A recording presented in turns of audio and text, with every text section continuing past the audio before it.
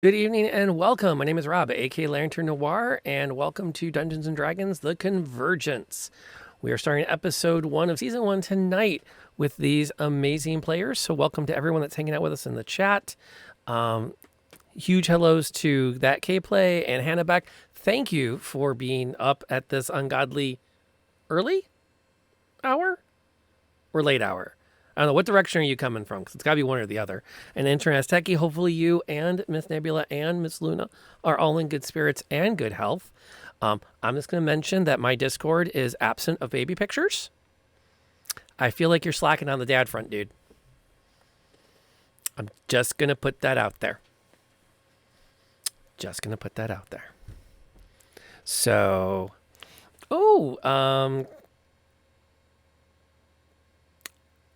this should not be hard. It's Kenadan. Welcome to represent for the pond. And Eric, thank you for popping in. While we're getting all the hype going, I think the sun is up, so it's no longer an ungodly hour. Well, there you go. And Astronaut, let's get around the table and introduce everybody, and we'll get ready to start our game up tonight. I'm going to ask each of the players to introduce themselves, what they do, where to find them, who they're playing tonight, and then last but not least, assuming these characters were to stumble into a recently arrived Convergence event that has brought forth a CVS or similar market with fresh Halloween candy, which one does their character grab?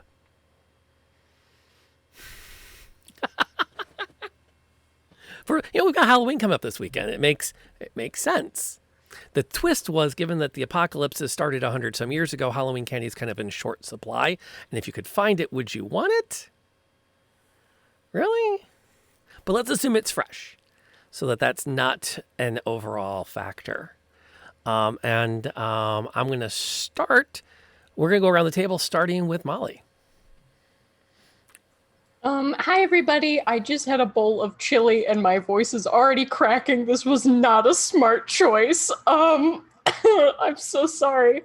I am barely Molly. I stream art streams on Twitch when I have the time on weekends, which has been a hot minute, but hopefully soon again. The holidays are pretty chill for me at work, so hopefully art streams again soon. And I am playing Samantha Metal. She's like, one of her things is she's obsessed with candy, and I'm trying to think, or like sweets, like sugary. She's like constantly on a sugar high. So I always said it was Twinkies, but is that considered like a candy? I don't think so.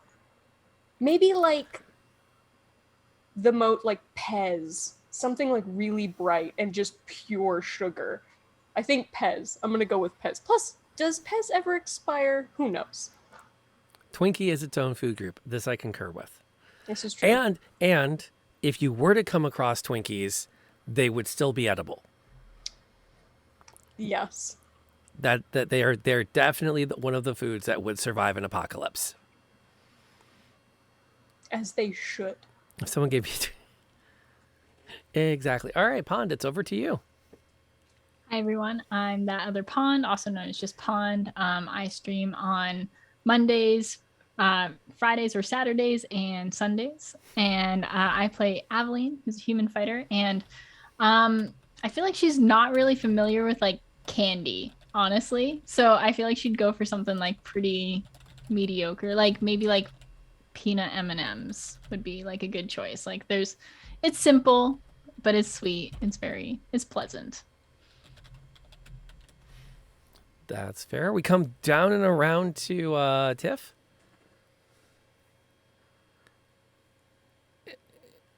And can she find it? It's there somewhere. Roll perception. She's working on it. It's not that I couldn't find it. It's that my mouse and my little pad didn't want to work. Hi, I'm Tiff, or TS, or that one with the tech problems. Let's just go with that as my nickname. Which my tech guy was here momentarily, and he got the mouse to work, and then he walked away, and the mouse went, nope. So it's going to be an interesting night. Anyway, I am playing Sibelia Mary Anning, or Sib, for short.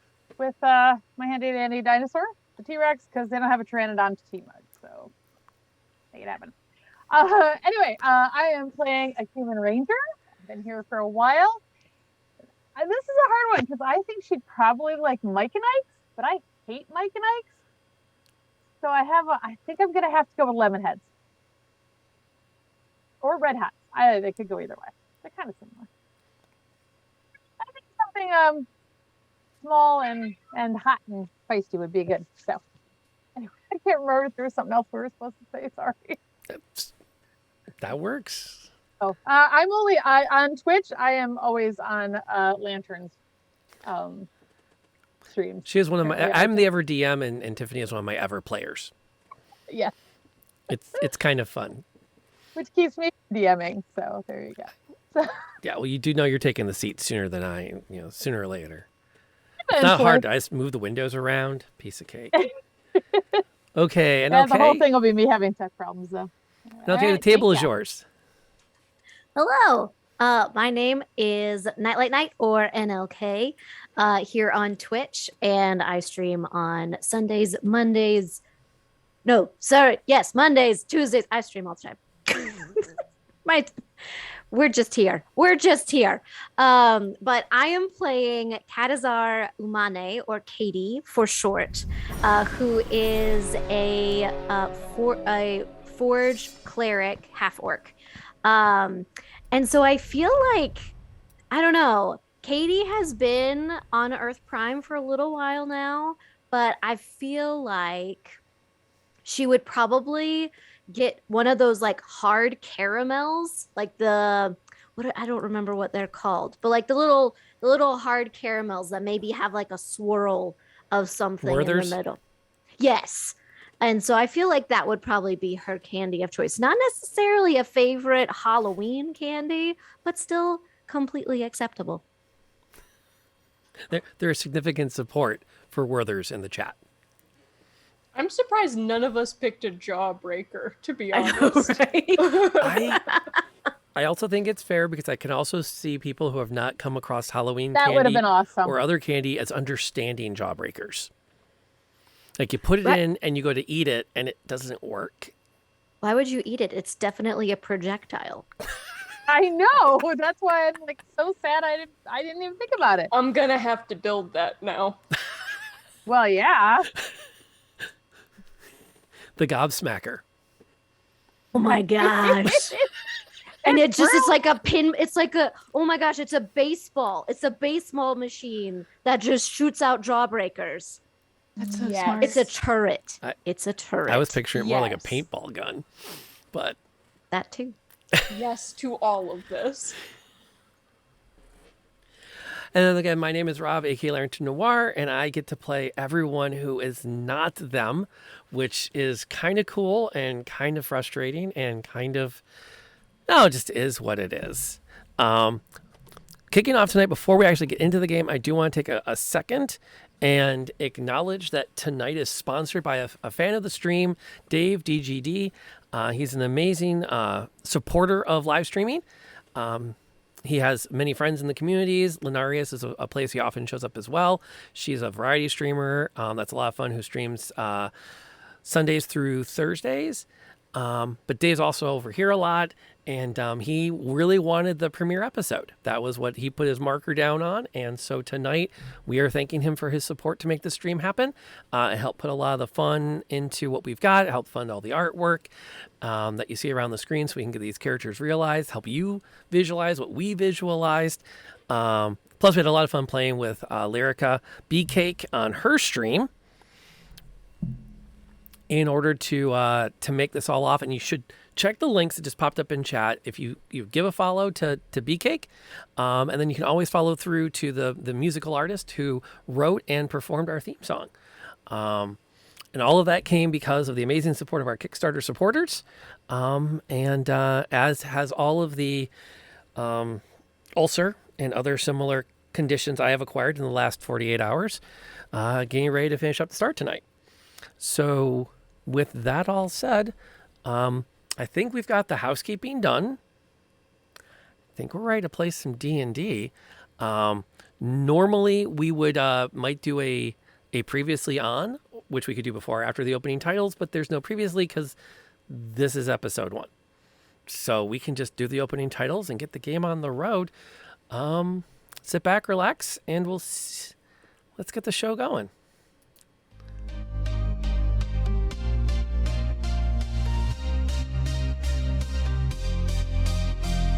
We are warriors to the very end. We must stay strong. Together we will win. In the universe there is darkness. Danger lurks out there. Danger. The evil tries to get us. It's everywhere. We are powerful. Beside you we will stand. We are warriors till the very end.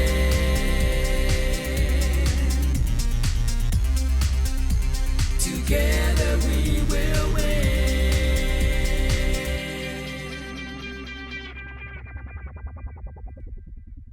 The Convergence.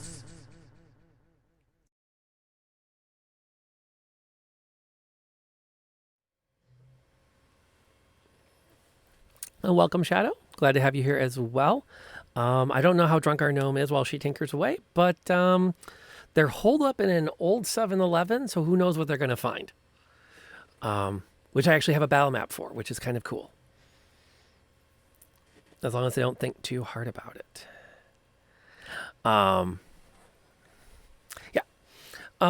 So our story is actually going to begin incredibly far back in time.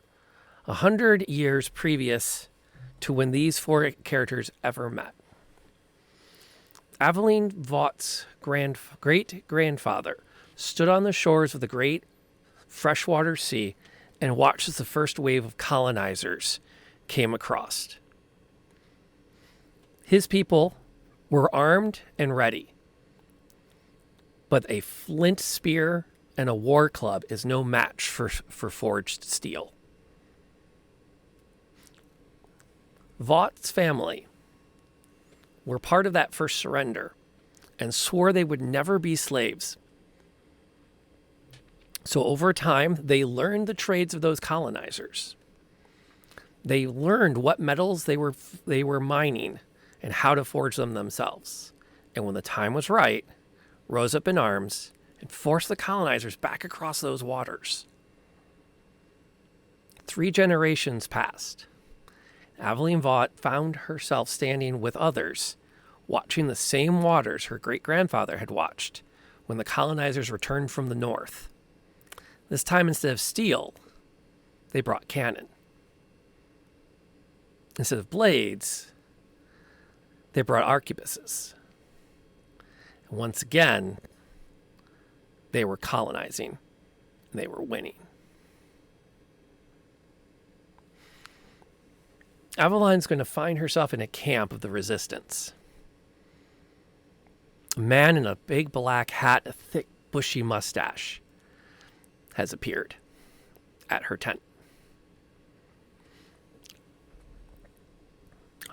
I'm looking for the one they call Aveline. I've got something think she might need to know.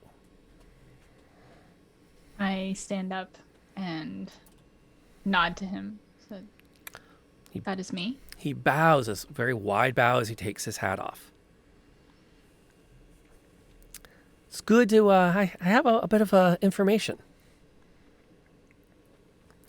There happens to be a wagon not far from here, loaded down with the powder men from the north use. Now, far be it for me to speak if this is relevant, but it might be. I offer it up to you free of charge. Nothing comes free. Think of it as an act of service. May I ask your name? Oh, absolutely. They call me Frederick. Frederick. Are you with the resistance? Oh, I've never heard of you before. No, not really. But I'm the kind of person who sort of sees things where they need seen and tells people what needs telling. There's always a story to be had.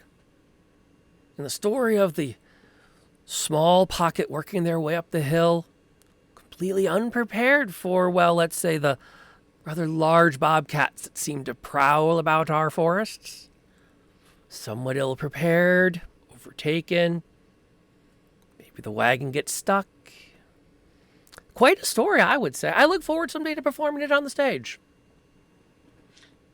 I get it now. Can I do an insight check just to make sure that he's not Completely suspicious? messing with you? Yes. Go for it. Wonderful.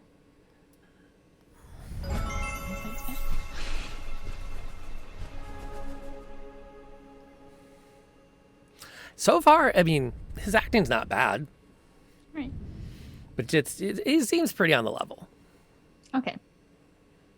I'm definitely interested in this. I want to go check it out for sure. Absolutely, my dear. Are we walking, or do you have a horse? It's been a very long walk, and the stage is only so long. These numbers of paces are hard on the legs. I'd prefer to take my horse. Ah! And he immediately starts looking around for one. I imagine I have a couple. He needs a little help getting onto it. He's not accomplished. Have you ever ridden a horse before? Oh, quite often. We did a play not too long ago, if I recall correctly, where I believe I was a cavalry officer. Spent most of the show on the horse. Well, a mannequin of a horse. Its principles are the same, aren't they? Not quite. Well, I help him onto the horse. But I take the reins and kind of tie it to mine. He's not that unaccomplished. Like, he gets up Okay. and he can figure out what he's doing, but it's not. I mean, you swing up and over, and you're good to go. He's like, I kind of settling in. There's a little bit where he's not sure if he's one-handing or two-handing the reins, to figure out what the horse responds to. And then off you set. Now, out of curiosity, where is Aveline's other half at this time? I imagine with like a larger part of the like army-esque people. Like if like I'm in a small camp that's like kind of settled out like scouting. Okay. So she's back with the main army? Yeah. Okay.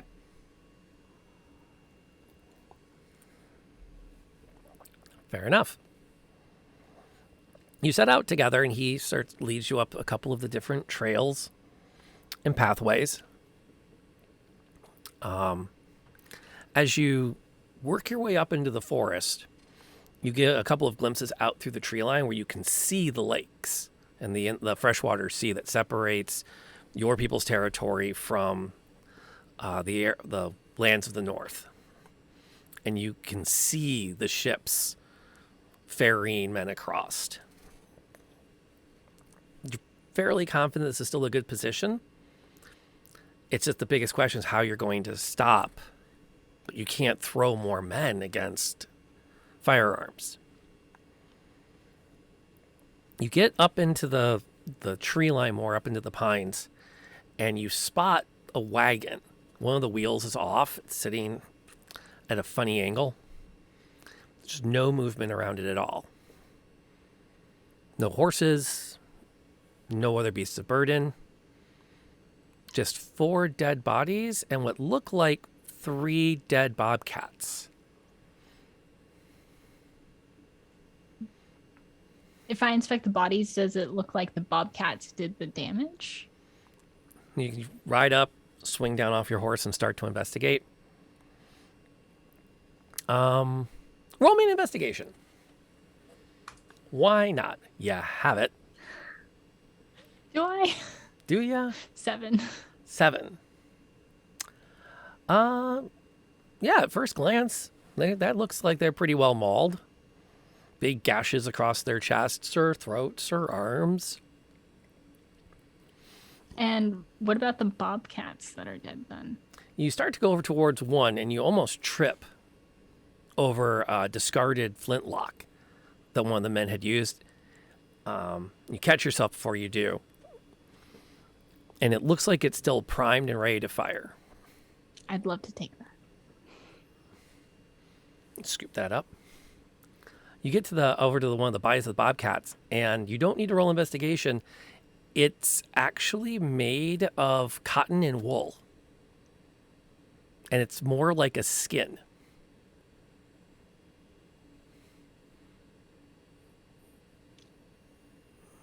I like pick it up, and is there anything like hidden in it? Or Well, you could probably put it over your shoulders and pull the head over your own and kind of wear it.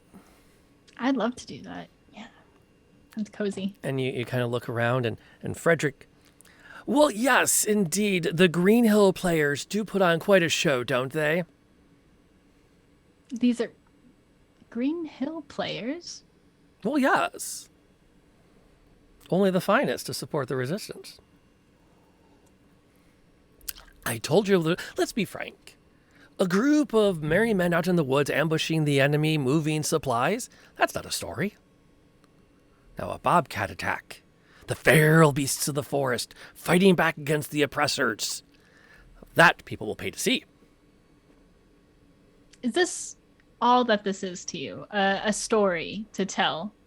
These are lives of my family at risk, my people at risk, and you just want to spread word of it as some epic tale? My dear madam, distinguished officer, all the world is but a stage, and we, petty players, peddling our parts before the broadest audience of all. Will you at least help me move this? Absolutely. Be a damn boring story if it ended here. I start trying to repair the wagon, if I can get the wheel kind of... Between the two of you, you can start to lift it up to get the wheel back on. The wagon is completely filled with barrels. Each one about 1.5 feet tall, about 1 foot in circumference. And just stacked with a giant tarp holding them all down tight. A couple of times as you start to move things around, at one point he goes, no, not metal near rock. We don't need sparks here. How fast would it take to ignite this if I were to... Well, how blow it fast up? do you want to ignite it? As fast as it can get to the shore. Could probably make some kind of makeshift fuse, I suppose. I'm not a pyrotechnic, though. We lost him in the fight to get the wagon. Nice gentleman. A little portly. I'll miss him. He could never remember his lines. Well, it sounds like his job was far more important than lines. I want to roll this down the hill. And as it's rolling, find a way to ignite it. To let them know they are not welcome here at all and will never be. Are you quite certain that's what your purpose for all of this is? I mean, there's at least a battalion's worth of powder here. We have no way to use it. You're holding one way? I'm an actor, not a tactician. Well, and I also planned the ambush. Not that matters. You planned the ambush? What? I don't understand your parts here.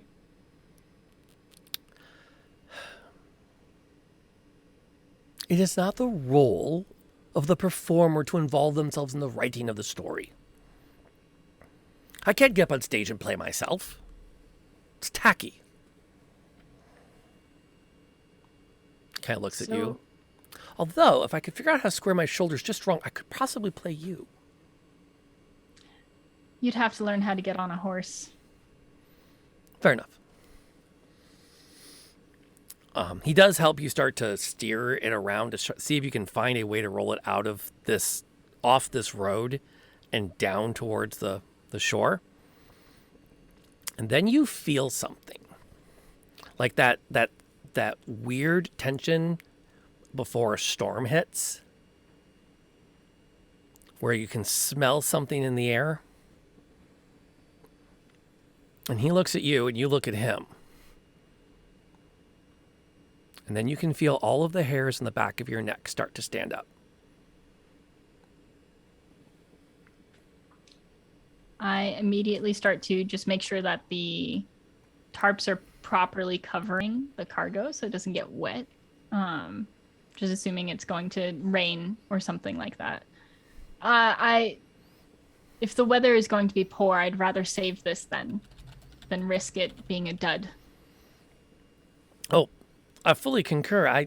He looks around, and you notice that the pine needles are starting to levitate up about an inch off the ground. So that you're now walking through like a dust of pine needles. I turn to Frederick and, is this part of your play? Is this some trick? I'm not here for games. Madam, if I had the capacity for such illusions, I would not be a simple player on stage. This is not me.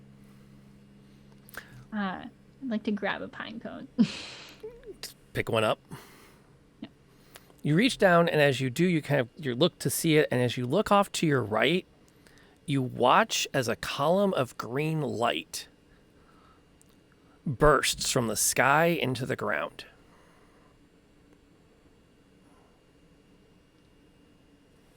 I immediately grab Frederick and start running in the opposite direction. Okay. To try and find some sort of cover. This is weird. Okay. He's not going to fight you about that, and you guys take off at a good pace. You watch as that column begins to expand, and it's probably about a quarter mile off, maybe. You can see it through the tree line barely and up in the sky, and it continues to grow until almost where, as you start to look in its direction, it looks more like a wall of light,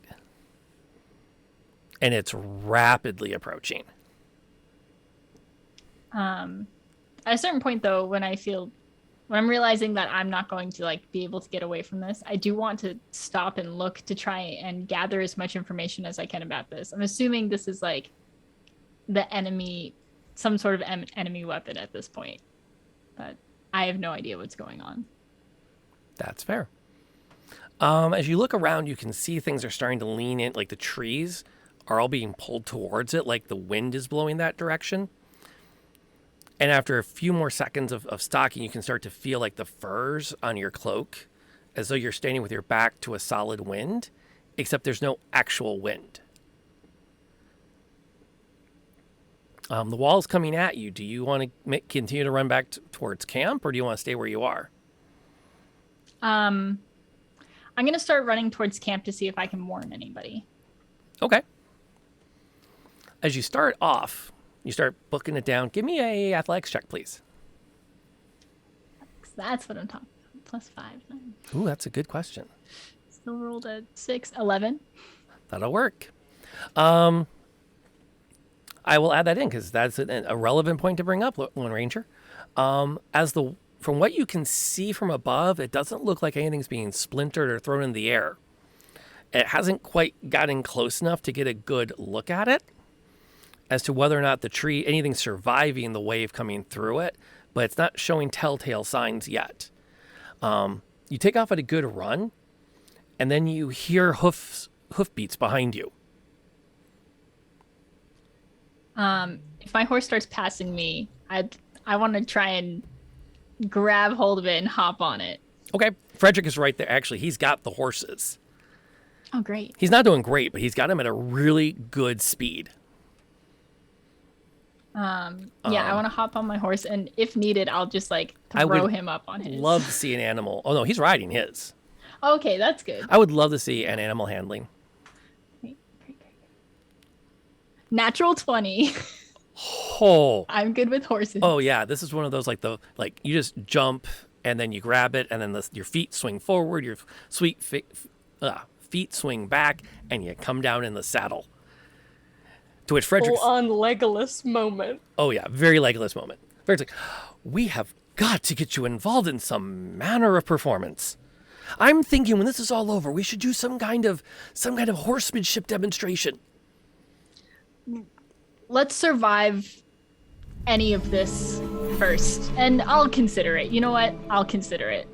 He looks back over his shoulder and to take stock, and then he points off to your left, like that way. We'll get us ahead of the wall better.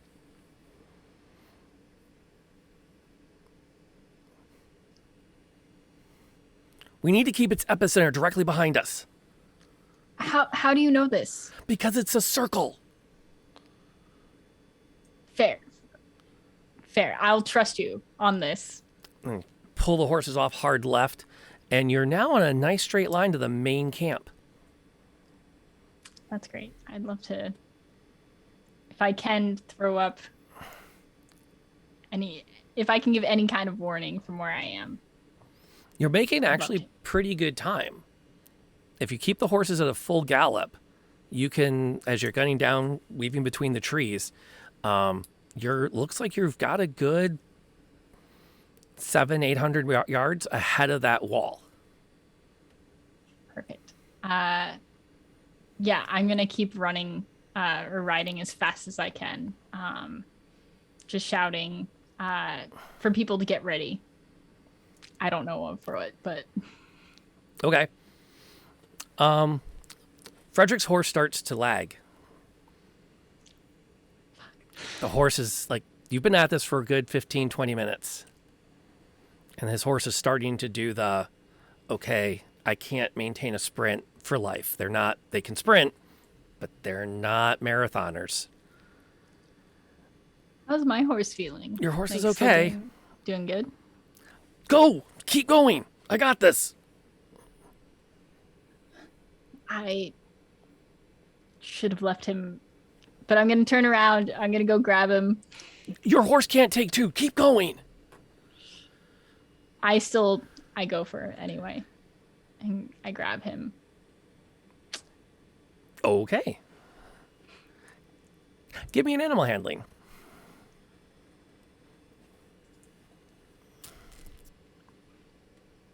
$17. Fair enough. You're able to swing your horse around and you get back towards him. He's not the most happy with this, but he'll do his best to deal with it.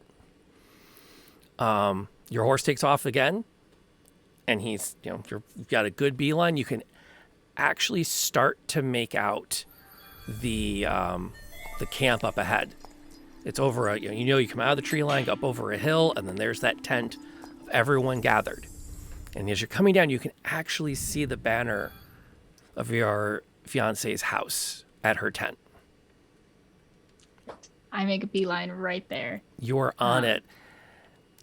As you come down that tree line, you start up that next hill, the horse just nosedives.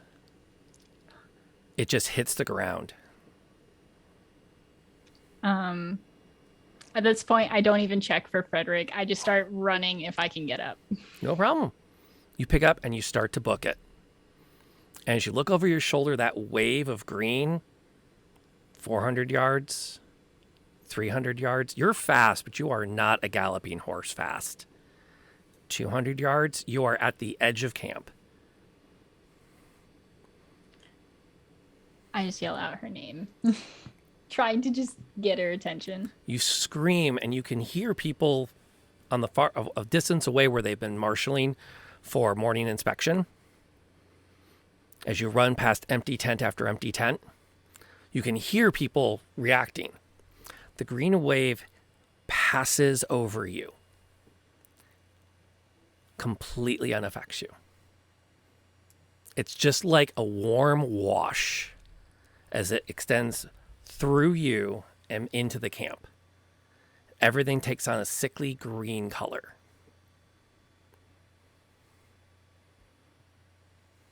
I'm still running, but I feel a little less panicked. I think my immediate instinct is to hold my breath for as long as I can, despite running, because I don't trust this air. It's green. When you finally start to breathe, you can taste something metallic in the air, which we would all recognize as the smell and taste of ozone from when you put the batteries in wrong in something. But you don't, because you don't know what ozone is. No, definitely no idea. As you get a little bit, as you continue to run, you watch as that line of energy continues into the camp. It just passes over her tent and then suddenly disappears, as does everything beyond it. You are standing in the outskirts of your encampment. Ahead of you, the hill rolls down. In the far distance, you can see a windmill that was not there before. You can see a farm. Smoke rises out of its chimney of the house. None of it looks familiar. You look around the camp. This is the camp, but it's been sucked up from somewhere and dropped somewhere new.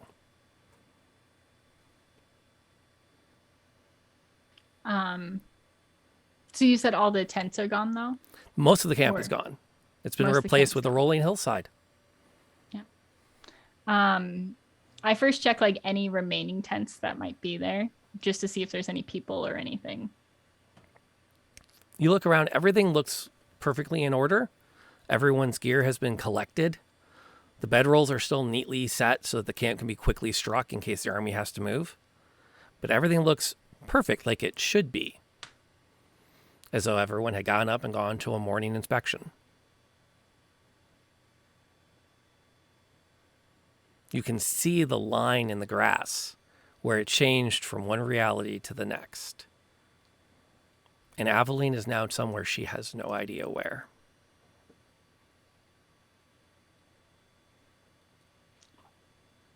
I make my way to the house with the chimney going. Adjust the sword on your back and start to walk. There's no sign of Frederick. Wonder where he slinked off to. 4 weeks later. Sorry, Molly.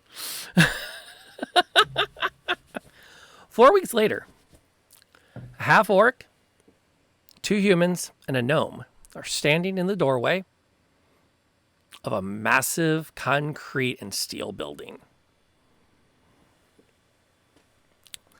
The letters above it label it Est by. At least what's left of them. Vines cover most of the exterior of the building. Hasn't been gone in for at least a decade. And everyone in town knows you don't go over to that abandoned big box store. It's not safe. No one's really sure what's in there anymore. There was an incident a few years ago of a couple of kids you'd heard about that thought it might be a good place for a rendezvous. They still don't talk about what happened when they were in it. And not because it was fun. But when the town elder came up to the 7-Eleven and asked for some assistance because they were really sure a couple of kids had decided to start a game of truth or dare not far from it,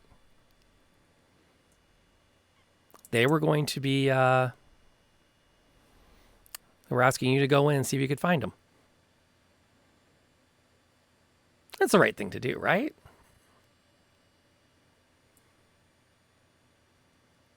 And thus we have the 4 of you standing at the front of the store.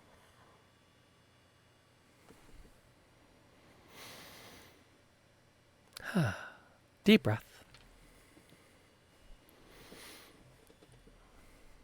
Now, for the record, NLK, Katie has also had a chance to ride through a Convergence event. Yes. So at some point later, we're going to have to figure that one out. Okay. But I think Pond was pretty clear how she wanted this one to go down. But we've already talked. Your characters had some time since Aveline's appearance to get to know you. So it's not like we're just bringing you all in blind. But we thought it'd be kind of fun to. I thought it'd be fun to do a little flashback there and give you guys some of the history. And now I'm sad. It's fine. What's that? And now I'm sad. It's fine. Well, That's pretty cool. you don't know what happened, do you? No. You have a quest. Quests are good.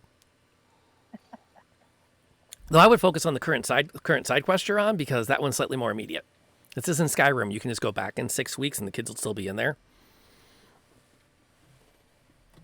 Maybe not so much on this one. So what is your plan for getting the kids out of this particular massive store?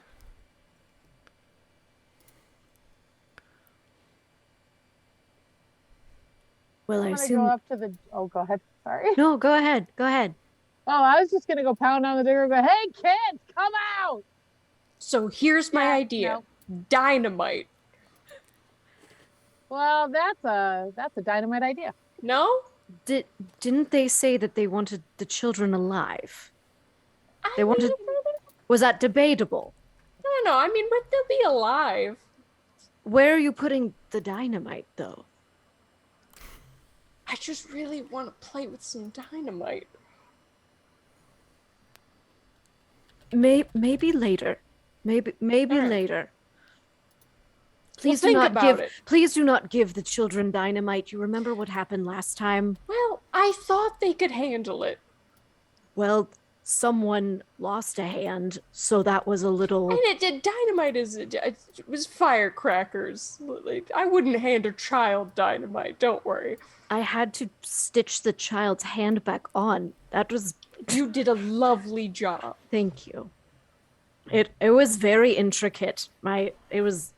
Your hands and your wrists are tiny. Truly. So, are we just supposed to?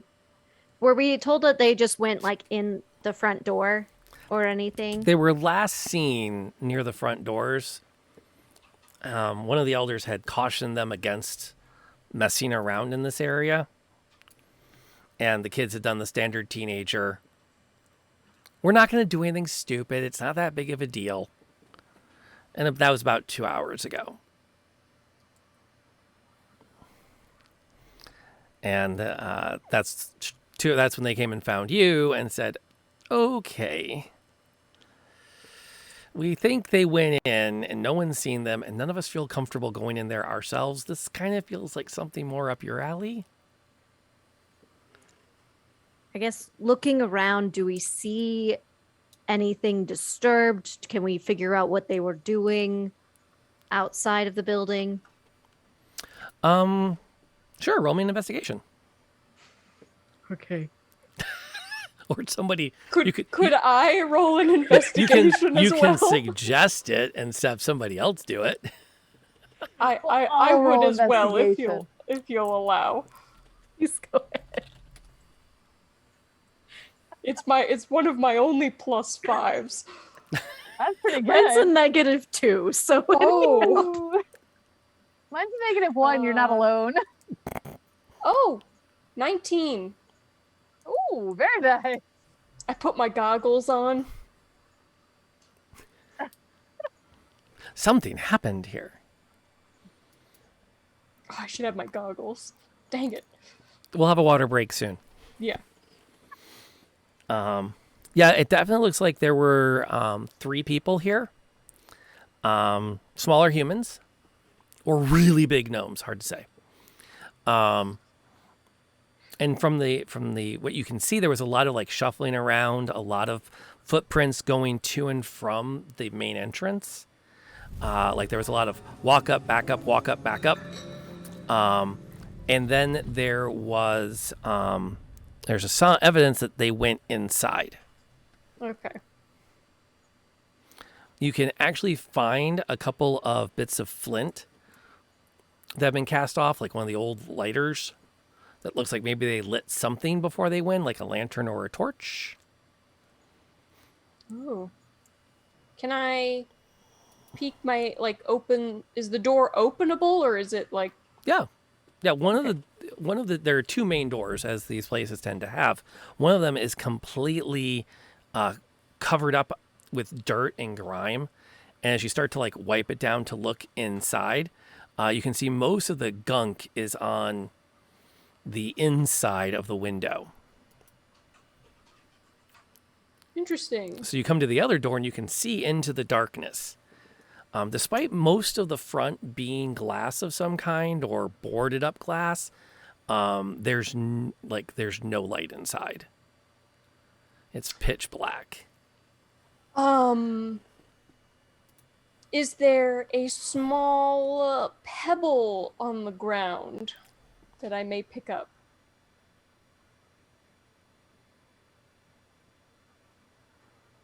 Are you doing an all key opening rock? I'm doing the. You could just say I'm going to pick up a rock. Okay. I would like to pick up a rock, and I would like to use one of my magical tinkering abilities and have it shed light from the rock, a 5-foot radius of light on the rock, and I'm going to chuck it inside. See what it illuminates. That seems reasonable. And before we tell you what we find, quick pause. I want to quack Squeak. Welcome. Thank you for bringing your viewers over with you. We appreciate you being part of this. We are playing 5th edition D&D, believe it or not. The story is called The Convergence. It's a homebrew game with these amazing people.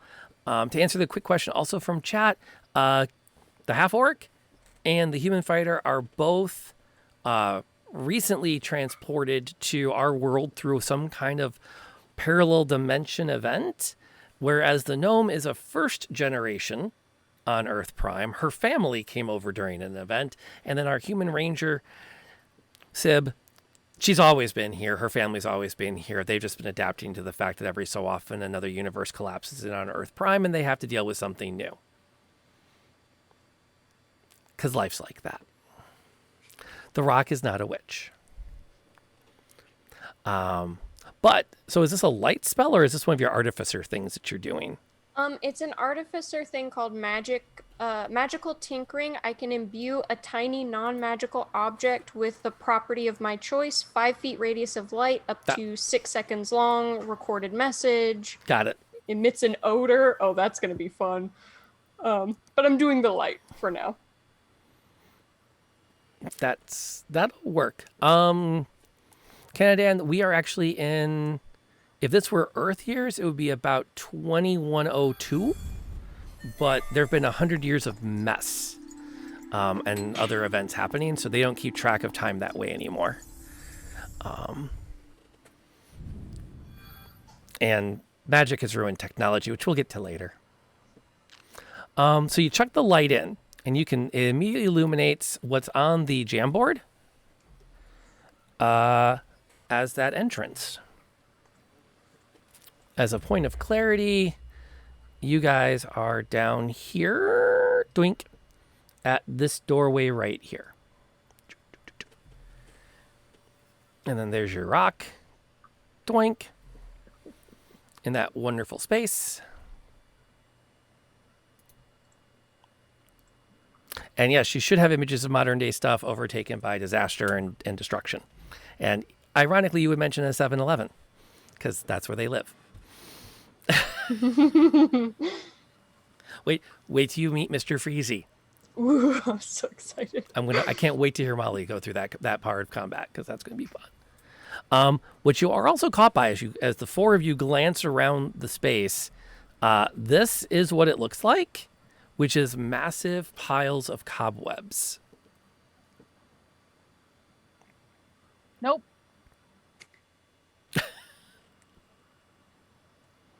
don't didn't they like say- spiders. Didn't they say no one's been in here for a while? I bet there's a lot of stuff that could be so useful. Maybe we'll just have a quick look around when we're looking for the kids, you know? Are you really just doing my plan where you knock on the door, yell their name, and then wander off looking for stuff? Isn't that always your plan? I mean, I'm not saying it's a bad plan. I just, I maybe mean, vary it up a little bit. I do care. I do care for the children, but also the resources are also so important. Insight check. She said she cared for the children, but what she really meant, she's there for the resources. You fair. can't even. I'm just sweating.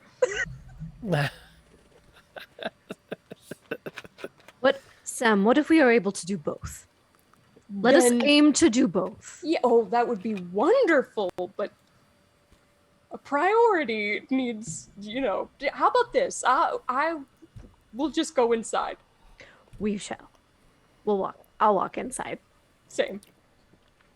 I'll follow. Sure. I really appreciate that the cleric is the one Best leading. plan. That's Second biggest. I dig this. If you haven't yet, by the way, folks, we've been asked to make sure that we maintain our hydration levels. We appreciate that.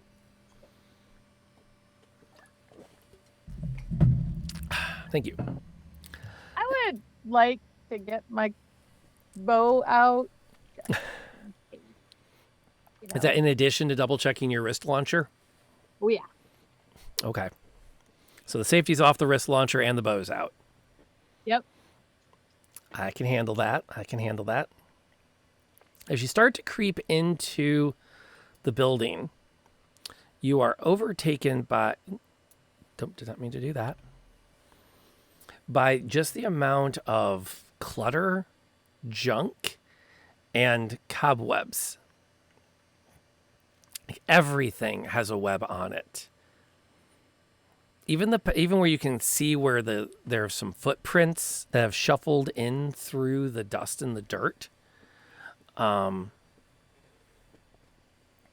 There's still webs like just down to the ground. Do they look like they're fresh compared to like the tracks? The webs? Yeah. Some of them are newer than others. They look like they're maintained. They don't have layers. Some of them have layers of dust on them, and some of them don't.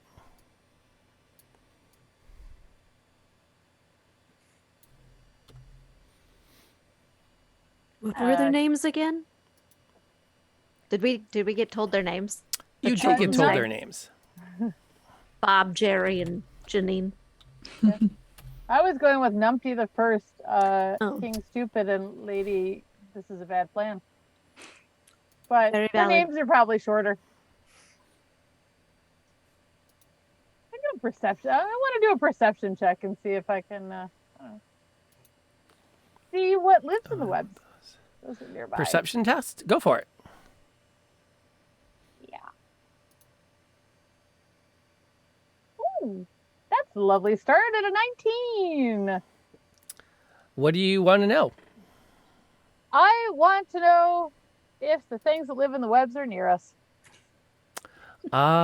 They're fresh enough webs that, yeah, there's probably stuff nearby. Okay.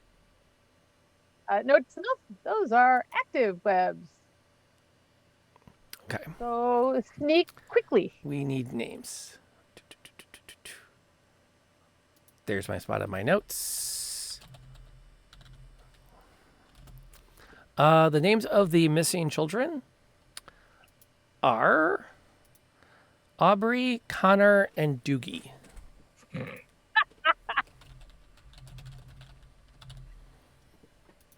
Do we don't- know how old these kids are? Are they Aubrey kids and or are they Connor are teenagers? both probably around 13, 14. Doogie's probably 17, give or take. He's also built like a refrigerator. Not a bad guy, kind of like a gentle giant sort. For clarification, refrigerator as in a person in the shape of a refrigerator, not a refrigerator that Sam brought to life. Correct. Okay. Really good question. That's Yeah, a very valid. we should I clarify think I that would with an be artificer more around her. emotionally invested if it was a refrigerator I brought to life. I think you're going to be more emotionally invested if it's anything you brought to life, right? True. Yeah. Yeah. And He's a big also guy. if they bring resources back to you. Very true. Yeah. Speaking you know of which, oh, I'm sorry. Go ahead. I was just going to say, if you save him, then you might be able to convince him to bring the heavier resources back to the 7-Eleven for you. Oh, this is I'm just true. He's a saying. very large child. He could carry very heavy equipment. That way we don't have to just use Aveline all the time. True. I appreciate True. It hasn't happened yet, but I'm here for you. I would like to immediately start scavenging. Can we just check out the place first before you scavenge enough to piss off the giant spiders? Yeah, sure. I'll I'm just just look in the cash sure register to How do see you if know there's they're any giant? clues. Have you seen the size of the webs? Yeah. I'm gonna look. Are at they the like cash really register. big webs, or are they just like lots of webs? As you start to That's look right. closer, the webs near you are relatively fine, but they like are floor to ceiling webbing. Like that space to your right when you walk in where the registers are, it's debris, it's wreckage, it's broken masonry, and as high as you can see in the light from Sam's lightstone, the webs just kind of go all the way up into the darkness. Well, You're okay, not- they could be a lot of tiny spiders, I suppose. Very industrious. Can I go grab the stone and like hold it up? Mhm. Like a little beacon. Absolutely. Let me get enough in there. I'll put a little more map down for us. Let's see here. Copy and paste. Which, by the way, if you would like, I will share with anyone that hits me with a whisper who our map maker was. I take no credit for the quality of the maps because I suck at making maps and I hate making maps. And I went on Fiverr and hired a guy to do this one. And I They am look awesome. generally really cool. pleased with how they turned out. And he actually was not afraid of the modern assets that I asked them to use. I had a couple of people I was like, I really want to do this. It's post-apocalyptic. It's a semi-modern fantasy. And they're like, yeah, I don't have any modern assets. I can't help you. And this guy's like, no, I can totally do that. Love it. When we get a break third tier, I will look up who it is because it was one of those I was not completely on top of my game when I sat down. I don't have the link handy for this particular map maker yet. I'd have to go dig it up, and I'm in the middle of a thing. As you look around, you can see that the footprints... Here, I'll actually draw the footprints on in yellow. Footprints... Go in. They were drunk. They're sneaking. And then they stop right there. I'm going to look up. I'm gonna like throw the rock over to where their footprints end. Okay. It hits and kind of rolls through the dirt or through the dust. I am fully going through the cash register for Now, cobs and wheels. how are you getting past the cobwebs and the debris that are blocking you from the cash register? Oh, can I not like scoot up to it? It's like buried in... Cash register would be here. And it's like buried in all kinds of debris and cobwebs. Now, I don't mind if you want to go in there. Ooh. Can I like get out my big monkey wrench and kind of try to shush him away? Sure. Slap him away? Go, shoot. Yeah, shoot. I'd also shoot like you. to test the integrity of these webs with like my hand axe, but like the dull side to see if it would like how much pressure it takes for them to break. They're not that sturdy. Okay. These are pretty lightweight. Good for catching flies and bugs, but that's about the extent of it. You can clear a lot of it out as you make your way to the register. Now, the register is just a giant piece of plastic. probably a fine. good 80, 90 years ago, the electronics were fried in whatever event happened within 100 miles of here. So I don't know what me personally, I don't know what it is, but I would like to grab the components that make the drawer pop out. You know when you Yep. do the thing and it pops the drawer out? That's what I'm harvesting. Springs. Yeah. Oh, there you go. Perfect. Springs. They're called yes. springs. Yes, springs and cogs. The doodads. The doodads and the whatchamacallits. Yes. No Thingamabobs. problem. So I'm following this correctly. We have Sam is over here harvesting bits of the cash register. Katie has wandered in and is looking around. Aveline is also with Sam over there testing the webs, and I would love to know where Sib is. I am going to wander in. I'm going to kind of wander in here to the left around these broken down things. Try and get closer to where I think the kids got attacked, but maybe not be in the line of sight. Kind of Okay. wandering in and out to see what I can find, investigate. And then I want to look up because I think they probably got taken by spiders and are above us. Okay. Since we have two S's in the group, I'm actually going to put S for Sib and M for Sam. Well, you can call me something else. I mean, you can go with like. Too late. No, that's fine. Okay. M late. for metal and M for Molly, so it works. It all works. There you go. That works. I got 3 names. I can pick a different one. Yep. So as you start to look around, and we're still going to ride that 19 perception. As you look up the wall, now that there's enough light, you can see about 9 or 10 feet up, there are patches in the wall that have been broken through, about 5 feet wide and about 4 feet tall. Now you'd have to climb up the debris and the cobwebs to get to it, but you can also see a pathway through the debris deeper into the store.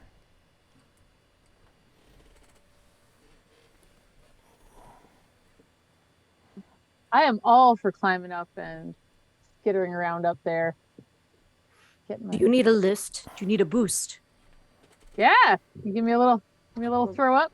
Yeah. I'm gonna Just put have put the bow back and use my arm thing, but that way I can. Okay, so you're going to kind of just grab onto the cobweb covered debris and start to climb. Yep, she's gonna give me a leg up. Okay, give me an Cross at the athletics end. check. Me or her? The one climbing. Okay. On the run. I will take the I'm being assisted into effect. Athletics or aerobics? Acrobatics. Sorry. No, you're just climbing, so that's athletics. Oh. You're not cartwheeling or backflipping or doing all kinds of other that's not great. wackety, crazy That's stuff. a 12. That's 12. 12. Okay, that'll work.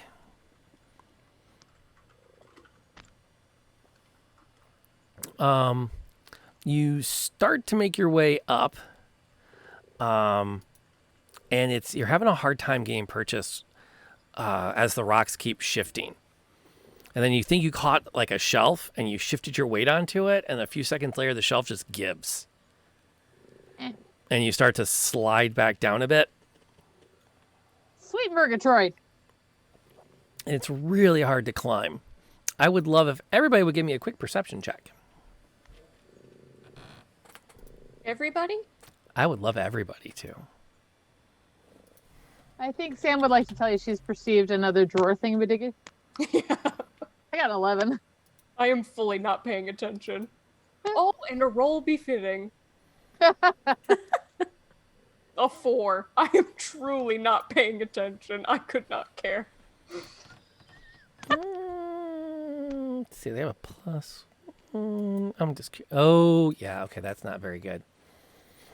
I'm That- even like, hey guys, there's 2 springs and 4 doodads in here. We hit the jackpot. Get that back out. Did not mean to click that off. There we go. Okay. Let's see. Oh, That was good. Okay. Pon's over there quietly waiting until someone notices. How did you do? I did awesome. I noticed something. So you're standing, Aveline's standing there watching as Sam just kind of keeps digging around and pushing more cobwebs out of the way and going deeper into the register area, completely oblivious. And you look up and you notice that the cobweb is starting to like sparkle. I just, in the middle of Sam talking about springs and doodads and things I don't understand, I just grab her by like the back of her like onesie thing and just pull her back. And Wait. No, I'm just grabbing at pieces. I'm like ripping buttons off the register. Stop looking at this and look at this. Oh. Can I do an arcane check? No, you don't need to. As you look up, you realize the reason it's sparkling is that there are thousands of eyes, each about the size of a button, as 100 some odd mass spiders start to swarm down the web in your general direction.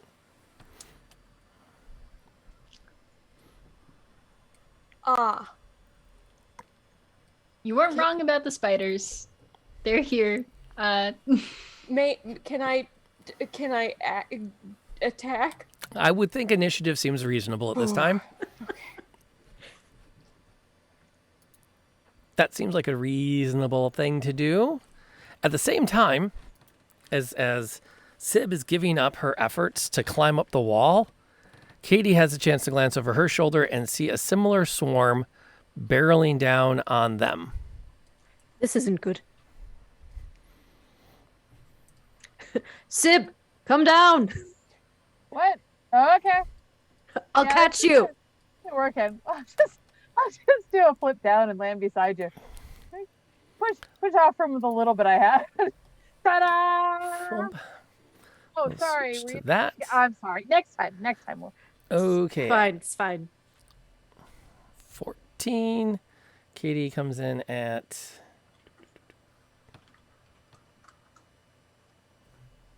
18. There we go. I'm like, wait, I thought I saw it. Sib actually is going absolutely first. 23? Jeez.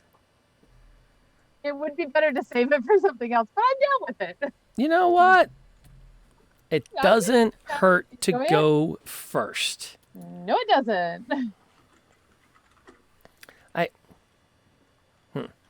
have to check something. Let me check something really quick. Make sure I'm not nuts. Epic initiative. Show. Okay.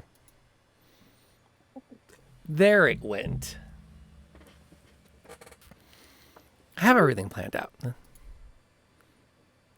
Spider attack. Well, we'll see what happens. You're not that squishy. You're first level. How bad can it be? So what is Sib doing in this moment? I am going to carefully reach into my pack and grab a torch and a tinder box and light the torch. And then if I have the action, I am going to set the nearest thing on fire. I don't know if you can burn spider webs, but I am willing to try. Okay, roll me a survival check.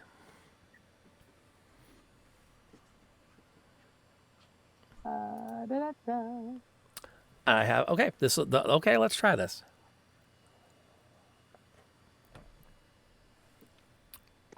14. 14. That will be a hit. Hang on. Let me check one more thing here. As the DM quickly develops a rule mechanic for improvised weapons against swarms of spiders, because that's not a thing in the rule book. I don't really think for tiny ones that.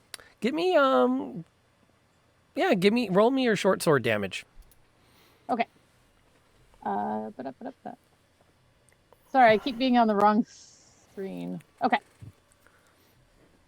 That's 5. perfectly fine. 5. That's okay.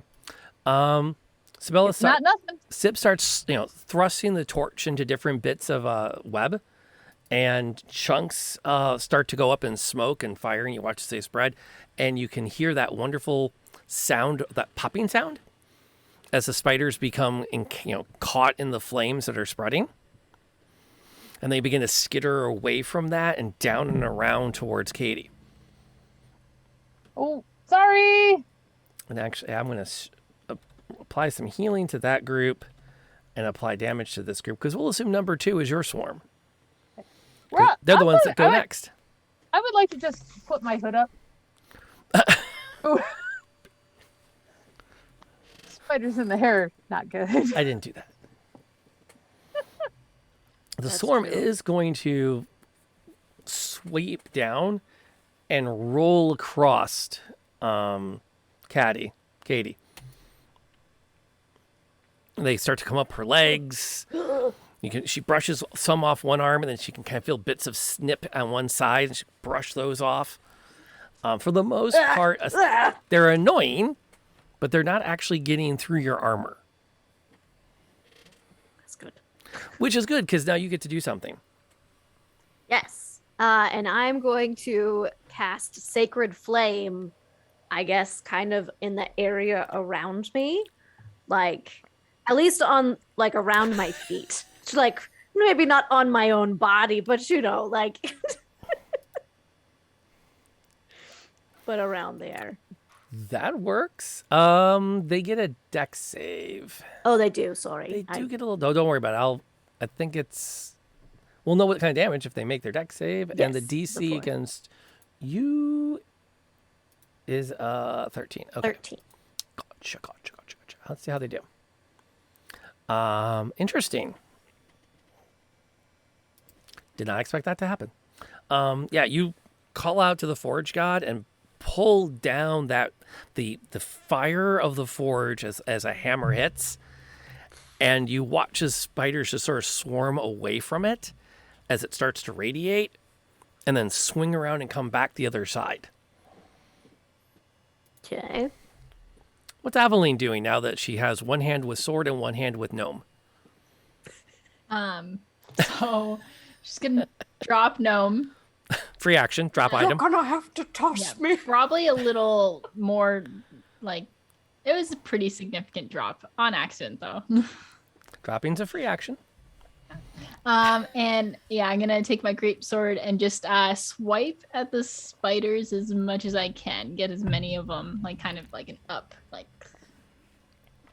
All right, go for it.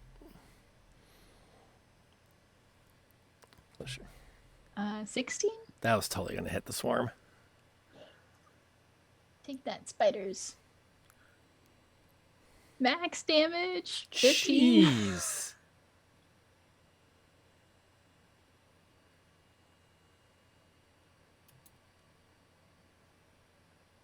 Okay. But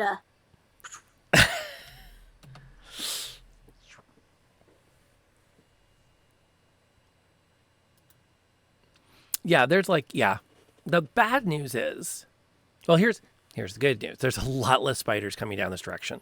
The bad news is there's no cash register. Like it's gone a couple times over. Yeah, that claymore just, like this whole area is rubble. It's alright, I already got my springs and doodads. I'm fine. Hey, that's what it is. Speaking of which, what is Sam doing? Okay. I don't know, this feels a little bit like a waste. Then don't do it. I know. I'm not going to tell you what to do. It feels like a waste. You shouldn't do it. Well,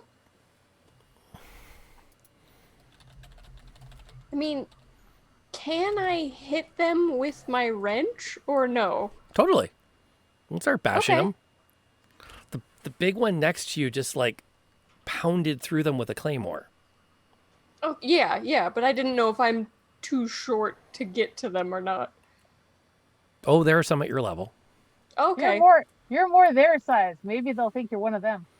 I And I one ride of the us, spiders. One of us. Yeah, I guess I'll try to whack-a-mole some with my light hammer then. Go for it. That's what we're using mechanically as your wrench. Oh yeah, the wrench is a light hammer. I like it. It works. It works. It totally works. Spider gnome, spider gnome. 13? outer dork. 13 will hit the swarm. Nice.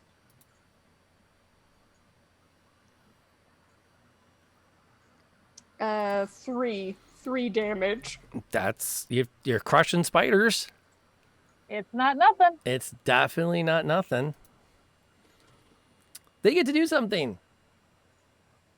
They're gonna swarm over the one the one that's their size.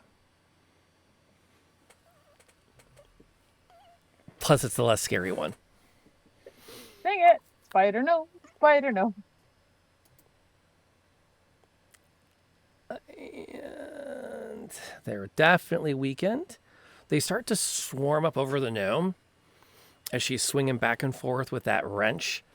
And then you can feel one like bite down into your neck, and you grab it and throw it away at the same time. You can feel another one bite into the back of your hand. And as you shake that one off, you can feel one. It almost feels like it's starting to like bite through your overalls. Like there's a seam somewhere it got its fangs down into. So the net total of all of that is a 3 hit points of damage. It's annoying, but it's not deadly. Oh, speaking of, give me a quick con save.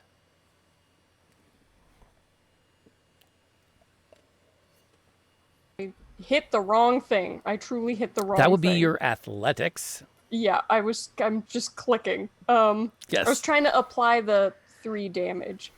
Okay. Just a con save? Just a con save. Yeah, just a quick con save. Just for the DM's, note taking. Oh, okay. Oh, I have a +4. It's in no way related to anything that could happen. That's a 10? bad. Okay, 10. That's a number. Oh. Hang on, let me write that down. In the right tab. Okay. Yeah. Okay, there we I go. don't love that. I don't love that noise. Got that in there. Thank you. Okay, Sue, what's Sib doing? I am still swinging that torch, but I think I might move over closer to.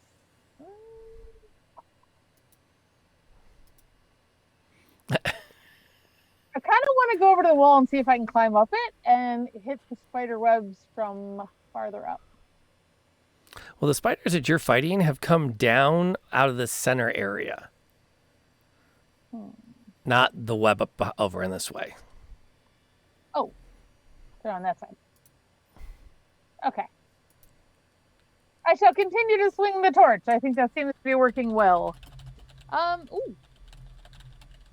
Can I pull out the short sword and cut some webs? At the Sure. same time that I am swinging, I think I will do that. Okay. Because that feels like a good panicky sort of move. You're two weaponing? I'm going to two-weapon these webs. Baby. Okay. Ooh, That'll 21. definitely hit. Give me some damage. Do you want me to do the short sword damage for both? Yeah, but use a survival check for the torch attack. Okay, so that's a 7 for damage for the short sword. And That's pretty a good. survival check first. Mm-hmm. I don't have enough computer space. I have to remember what I'm doing right now. Oh, that is that's a 3. Yeah, Yep. you. That's gonna hit him well. No, in fact, actually, you jam the torch into a bit of the webbing, and it goes right into the debris and the broken shelves and faded boxes behind it, and goes out. Son of a frumpkin. Which is an unfortunate twist. Well, As you stand there trying to pull your torch back out of the shelves, the spiders start to swarm down up and over your arm. ew. Ooh. And they are Wow. they're going to get 5 points of damage through Ouch. as they start to climb over you. And I mean, just all along that wonderful arm you keep so you can breathe and you can move and ow, ow, ow, ow, bugger, bugger. What's Katie doing?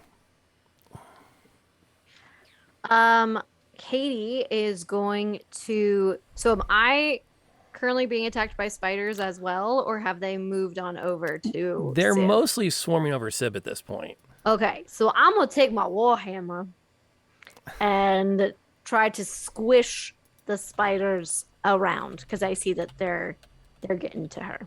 You can totally do that. Okay, Just start smashing anything and everything. dirty 20. That's a dirty 20. Woo! Give me some Okay. damage with it. All right, and I don't have my shield out right now. So is that the top one or the bottom one? Sorry, Would be the bottom because you're two-handed it. It's the Okay. bigger of the two, the D10. that's what I figured. 3. Really? I got rolled a 1. 3? That's where you're at? Squish. I squished one Really? spider. Now you have 2 rerolls that I gave you, and you have 5 more in the bank. I'm just gonna put that out there. Oh, I mean, I'll re-roll that. Sure, Okay. Go for it. I'll do it. Why not? Might as well. Let's go. Yeah. See that was a good use of it. Was a good use of it. Did you wait a second? Did you seriously go from minimum damage to maximum damage on a reroll? I did. Okay. That is a quality use of a reroll. Quality. Very good use of that reroll. And as the hammer comes down multiple times in very close proximity to Sib's arm, Gross, gross, gross, gross, gross. there's even one spot where she does this big wide arcing swing and just sweeps across your arm. Whoa, whoa, whoa! And I am very skilled. Yeah, I'm not gonna lie, you are. got a little hammer burn there. Missing a little bit. Some of the hairs are a little bit Just singed. Yo, watch the tats, man. They're not cheap. and that is the end of that swarm. All right, high five it. How's Aveline doing? She's doing great. She's just gonna keep swinging at these things. Okay. With her great sword. Hopefully to maybe finesse and get some of the ones around Sam Okay. off her. At least maybe just with the swish of her sword, blow them away. We grab a couple with a bare hand and sort of kick them off to the side. Yeah. 21 for the hit. That'll hit the swarm. And 10 damage. It becomes mathematically impossible not to finish it off. Yeah, it was actually mathematically impossible not to kill it. And that's 2 defeated swarms of spiders. You can all pat yourselves on the back. You've survived your first combat encounter. Oh yeah! We did it. We're good. We're good. Katie, do you have a band-aid? Just I flick a got spider off bitten. Sam. Yeah, I reach over and I pull one dead one out of Sybil's. Well, you had your hood up, right? So I'll Right, pull right. it off of your hood. Oh, yeah, thank you. Yeah, yeah. You're welcome. I'm gonna Why like. did it have to be Think about- spiders? 'Cause the DM has a hard limit about snakes. There are worse things.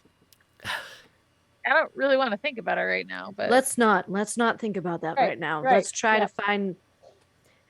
The So thing. Katie's gonna look back. Is everyone okay? I got bitten by a spider. yeah, me too. Ow.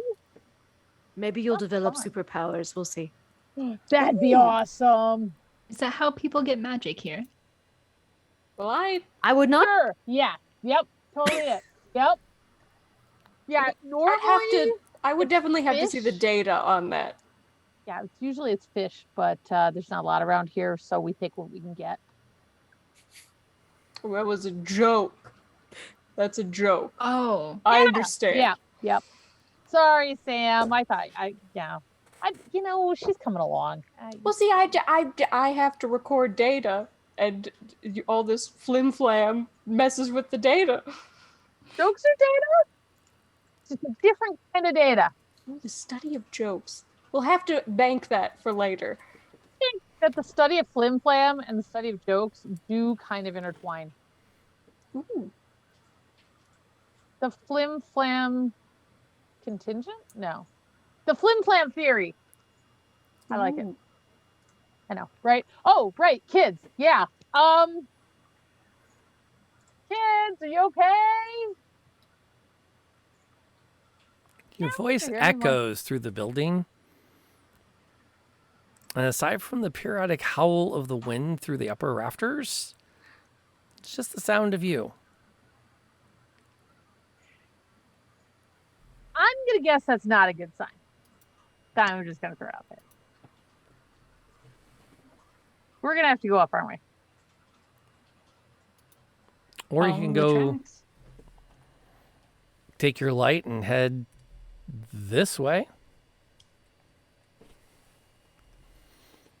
Between these shelves. It's as if we're being beckoned. Or you can keep trying to go up and over. How thick are the webs? Like, will it take a while to get through the webs on the stairs? Oh, you mean going up the wall and through the hole? Oh. Oh, I thought there were stairs. No, it's a I'm just gonna hole. climb You just said, okay. Yeah. There's something up there, but Yeah. or you can kind of work your way through the floor of the store and see if you find a way around. So there was no blood or anything where the footsteps stopped. They just stopped, right? Yeah. I imagine it went something like this. Well, that's what I was thinking, which is why I was thinking up. You can All right. welcome to try it again. I don't know if all of us could make it up there. Good point. Not sure if I can make it up there. I mean, try one more time. Sam, I could throw you. Ooh. I could, but I'm I very would, light. If I Toss can me. get up. I think I've got a rope. All right, I'm gonna try again. I'm trying to climb up the wall. Well, again. but I would rather. I mean, Should we go straight? Let's go straight. I feel like it is not a good idea to split us up, because if one person gets attacked, we literally cannot help you. That's true. Good point. Okay. Good point. Yeah. Why didn't you guys listen to me the first time? Let's go that way. I'm gonna chuck the rock down that aisle that you pointed to before. I'm just gonna throw it. Between the cleverly devised aisle that doesn't have any webs on it. Yeah. It's not mysterious at all. Totally safe. I'll go ahead. I'll lead. So we'll do that. Let's have a little bit. Okay. Thank you. Want to say hi to everybody real quick? No, thank you. Okay, you going to bed? Wait, hug. I love you. Mwah. Little one's off to bed. Good night. Good night. Okay, now can I get this to line up nicely? Or is it going to be a poopy? There it is. Aisle 3, trap spiders and possible death. Yeah, that about covers it. Fair enough. That's kind of what we do here. There we go.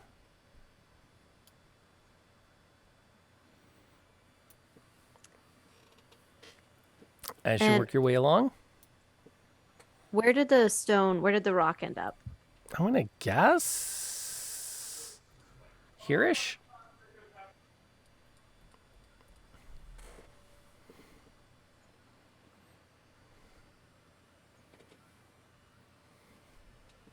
Yeah, I'll head down there to the rock and look around.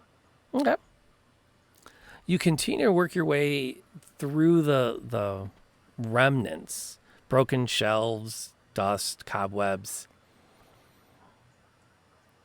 If you tried, you might be able to get up and over if you want to push your way through the webs. but it's not going to be easy.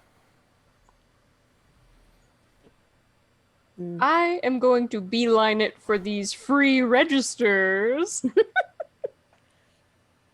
Single-minded gnome.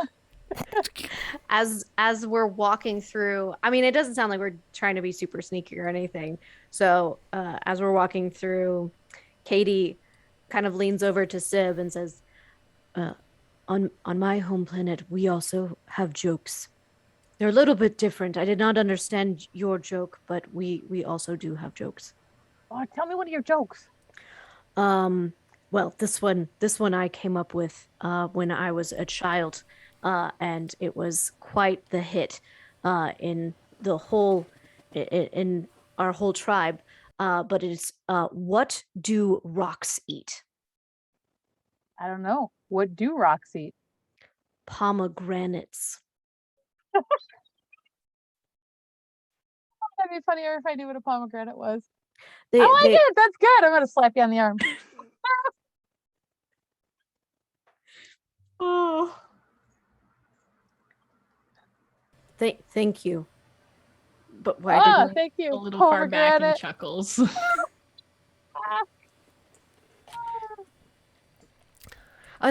everyone thought it was a very good joke too. Good joke. Good joke. I like it. Thank you. Jokes where I'm from involve taking someone's clothes from them and throwing them outside, but yours seem far nicer. Oh no, we did that too. Okay. I'm glad that We would do it during a sandstorm so that that person's clothes, especially their socks, would always have sand in them. And it was so funny. It would take weeks to get all the sand out. that Hilarious. we would do it during a blizzard. So similarly, Wasn't it so funny watching them hobble around? yes. It's gonna drift towards the webs.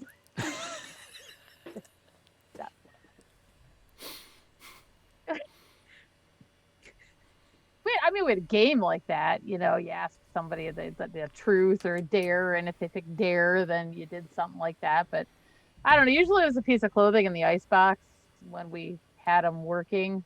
What is in the icebox? It's like a blizzard,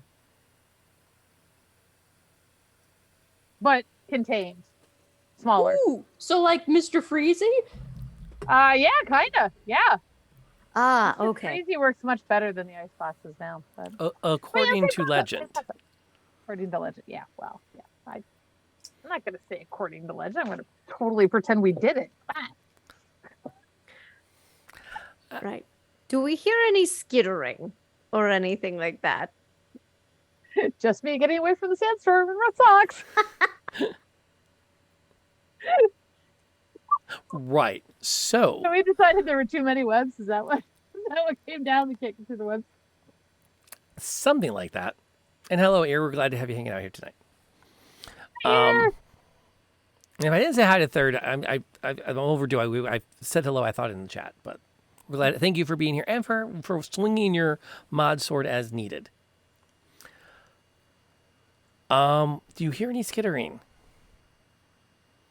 No, not offhand. I would love for Sam to give me a quick perception check. As she's rifling through the register she can get to now, and she doesn't have to clear stuff off of. Ah, yes, perception. My greatest of roles. Because, of course, a future supervillain is not good at yes. noticing things. A 3. Did I find it? I think perception might become your greatest nemesis. Or the greatest character building? We don't know which way it'll go. It's early in the game yet. You Okay. have not yet begun to fail your perception. Yeah. Okay.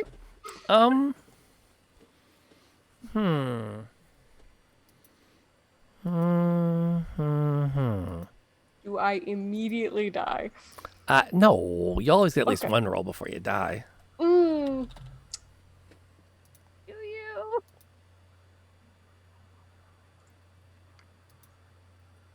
Oh. Oh. If he then goes, maybe not, you're in trouble. Okay. Well, this just got interesting. Don't like that.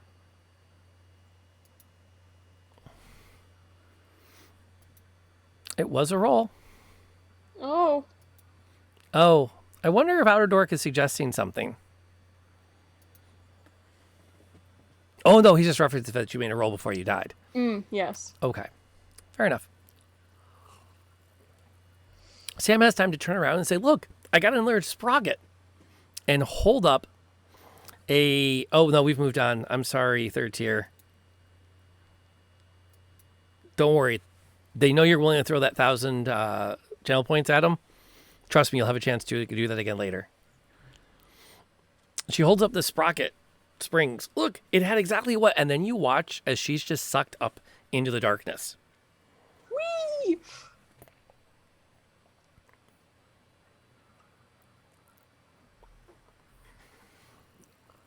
I'm gonna run over to where she was. As you run to where she was standing, you look up and you see a giant spider hanging upside down, hanging on the rafters, with her underneath it as it's beginning to wrap her in webbing. Gonna sacred flame it. And you can also see there's another figure next to it, hanging from the ceiling. Are you Bugsby? Or already wrapped? Oh, Already wrapped. not for the kids. As you rush to her defense, Sybil noticed there's a second giant spider coming down the other side. I would like to shoot my wrist crossbow at it. So And then I'd like to draw my bow. giant spider there, giant spider here, and everybody else is where they are. And let's see how y'all do on this little combat. So was I able to run over to Yes. them or okay. Yeah, absolutely. And you know what? Let me make its deck save and see how it did with that Sacred Flame as your opening salvo. Give me damage on that Sacred Flame. Okay. And then let me stop the combat so I can get the initiatives in it. 3. Although I was more aiming for like the webs, like as they were wrapping up. Okay. Try and break it. Mm-hmm. What did you Are break? we using the Oh, yeah. same combats or you want new initiatives? New initiatives. Oh. 6. A 6. Oh, the other way. It gets worse. How is this Oh! possible? I got a nat 20 on my initiative. How is this? How is this possible? Why do you need... Hey, Lisa, glad to have you hanging out with us tonight. Welcome. And since I'm pausing to say welcome, it's Andy, I guess. We're glad to have you as part of our community as well. And Masio, I did not say hi to you earlier, and I'm sorry. We've been kind of gaming. We're glad to have you along for all of the rides. It's great to have you here. Yeah, the second I get like my brain free of all the game stuff, I kind of go into full on like, hey, I've been neglecting everybody. I should catch up on that because that's not cool. Sib 6. And That was like the worst. that was rough. Okay. I am restrained and I got a nat 20. You How are restrained and you is got a this nat 20, possible? so you get to go first to get loose. How? What do I? Well, either I need to hear something really creative or I need a dex check. Or sorry, a You strength got check. those doohickeys. Ooh. Okay. Can I lean back into Mr. Freezy to hit the soda machine thing to make acid splash leak out to corrode my The webbing. webbing?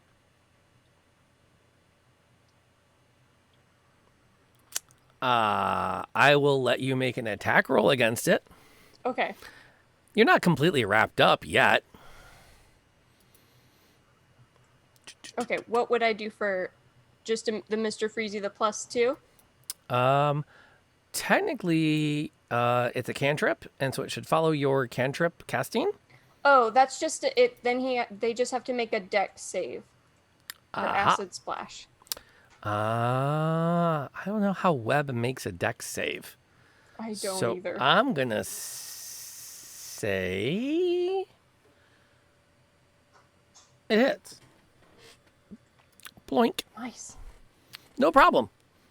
You manage to get one hand free. You get one hand onto the mechanism to fire your Mr. Freezy. You pull it up and you start to blast out acid out of it and spray it down over the webbing that's got you bound up. And that's definitely enough damage to wow. It also it since it splashes, it hits up to 2 creatures within 5 feet of each other. So can it splash on the spider? Totally. Okay, cool. There's one catch. You've got about a 14-foot drop. Yeah. Okay.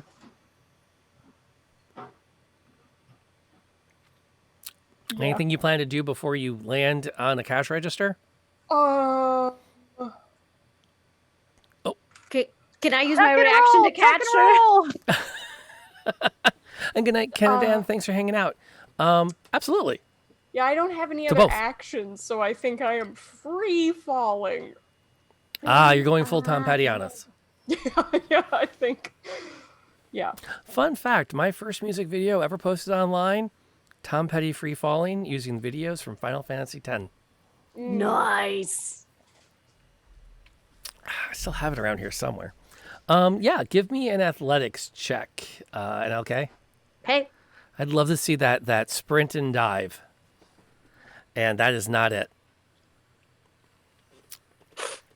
Isn't that one? Yeah, that's a hey, third tier, are you still hanging out? Because they could use it now. Or do you want to go to the book? Or do you just want to let her... I would like to be re-rolled upon, please. I vote to be I'll taught, please. re-roll. I'll re-roll. That's fair. Okay. That's fair. Out of stock. Oh, that's right. Even after I refunded it? Ooh, I'll have to remember that for future reference. Much better. Yes. Okay, thank you. Thank you for catching me. It shouldn't be out of stock. I refunded it. Gosh darn it. Twitch, get your crap together.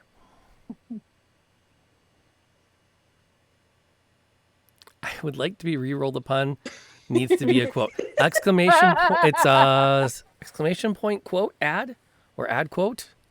Something like that. I think anybody can add them to the bot. I always go back later and delete them if they're like cheesy. Absolutely. I think cheesy might be what we're going for here. Serious and cheesy? Okay. So Sam drops, rolls, and it's caught by Katie as she sprints and slides on her knees underneath her and just thwomp. Thanks, bud. No problem. The one that was currently like... I give it a 7.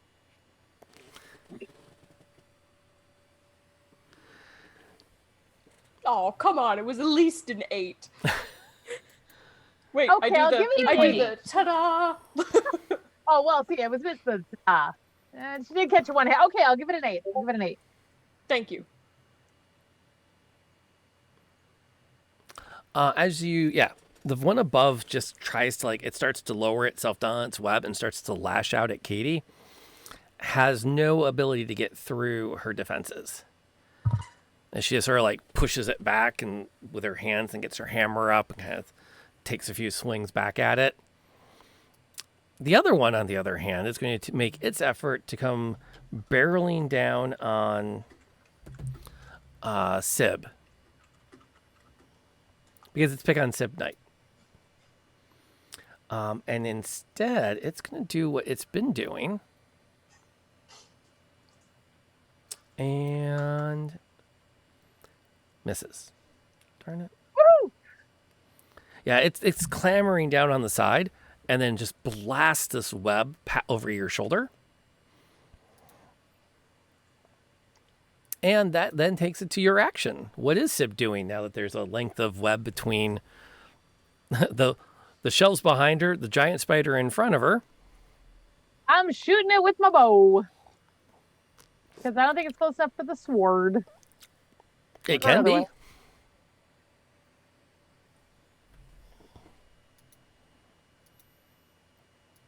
It definitely I have can a be. But possibility of more damage with the long bow, I think. okay. I'm gonna. Besides, I got it out. I might as well use it. I keep getting it out and putting it back. It's getting lonely back there. Oh, that was a bad roll. That was a 7. Ha ha! I can shoot like you can. Ha! Indeed, it is a Take sticky situation. Spiders make great opening enemies. 7 is not going to hit. Nope. Nope, what's that? I have another action. No, you're only first level. You get 1. I am. This isn't Baldur's Gate 3. You can't also do a full move and then a shove. Sorry. I've never played Baldur's Gate. Sorry. So I'm gonna shake it a bunch and put it back and draw my sword if I can. Otherwise, I'll do that next round. That is reasonable. What's Aveline up to? Aveline is going to take her. She's gonna actually take her short sword, and go for the spider that's closest. Okay.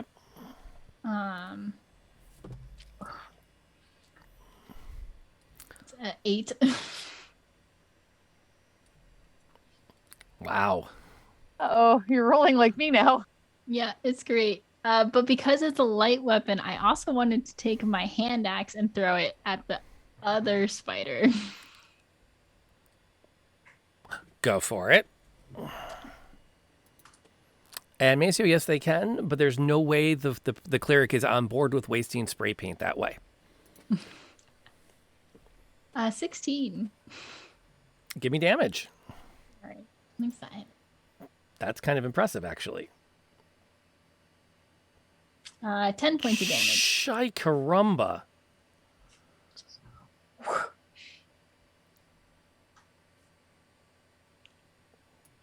I put a lot of my stats into strength. Really? Really? I'm dumb. Not well. Yeah, so you charge forward at 1 and start to push it back with your blade, and it kind of like chaps and cuts and chaps and cuts. And then you spin around and chuck this hand axe at the one that's like lashing at Katie, and just slam. The axe just like takes one of its legs off. Actually, it takes 2 of the legs off. Yeah, it takes 2 of the legs off. Assassinate. Wow. Speaking of which, Katie has a gnome in one hand. How is this 2 combats? I've turned to somebody and said, so you're holding a gnome in one hand and your weapon in the other. This is fine. But it's been different people each time, which is fantastic. Which means when we get to the end of the store, Sib has to pick up the gnome. Right. I don't want you to feel left out. How high is this spider above me? Is it like, are we face to face, or is it still? Because you said it was like a. You can count 14-foot its drop. eyes. It's come down on its web and it's trying to eat your face. Okay, cool. Then I'm gonna play whack-a-mole with my warhammer, which is one-handed since I have the gnome. Well, dropping things is a free action. Oh, is it? Yep. Then I will gently drop the gnome, like on the ground, right, like in front of me, where like I'm still over her protectively. Aw. But then take. Like, it's good to be held. Ah! I didn't like chuck you. I just gently put you down. Thump. Can I say something, or is that Speaking is a free action. okay? I just wasn't sure how we were playing that, so I'm gonna just kind of look down at Sam and say, maybe stick with the group this time. We can get your shinies on the way out. The data from this place is telling me, yes, that is the thing I should be doing. Then I'm gonna take my warhammer double-handed and then try to just, since it's on its web, I'm gonna try to just like hit it so that it just goes flying, and then as it comes, as eventually it comes back, I'd like to hit it again. But I believe the proper term in this situation is 4. exactly. All right. 13 to hit. 13 will hit. Give me damage. Oh, we hit it once. With the big swing. For 4. Close enough for government work. It's fine, it's fine. Splat. And it ceases to move. Which then raises the question, what does Sam do now? The spider that tried to kill her is now squished underneath a warhammer. I have had enough of these bugs. No more bugs. No bugs. What is the distance of a square? I think 10. Okay. Let me look. So the I'm other gonna say spider is 10. definitely within 60 feet, right? 10, 1, 2, 20, 3, 30, 40. Yeah. 4. Okay. Then I would like to Ray of Frost the other spider That'll work. with Mr. Freezy. I'm pulling out Mr. Freezy and it's I've had enough. Making your attack roll.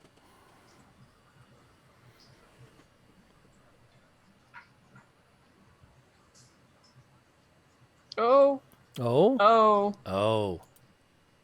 Does a 9 hit? A 9 is not going to hit. Mr. Freezy is pump action.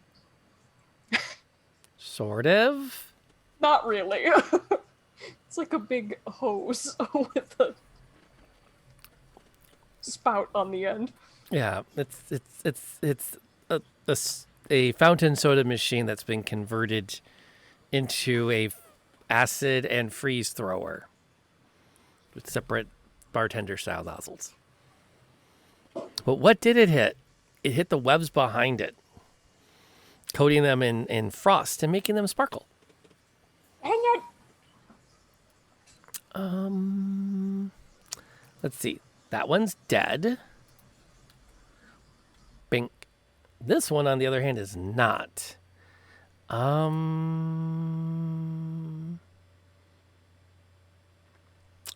Okay. DM needed a second. DM has had his second. DM is going to do this. The spider turns and skitters straight up, like vertically up along the debris and the webbing, and disappears over the top of it.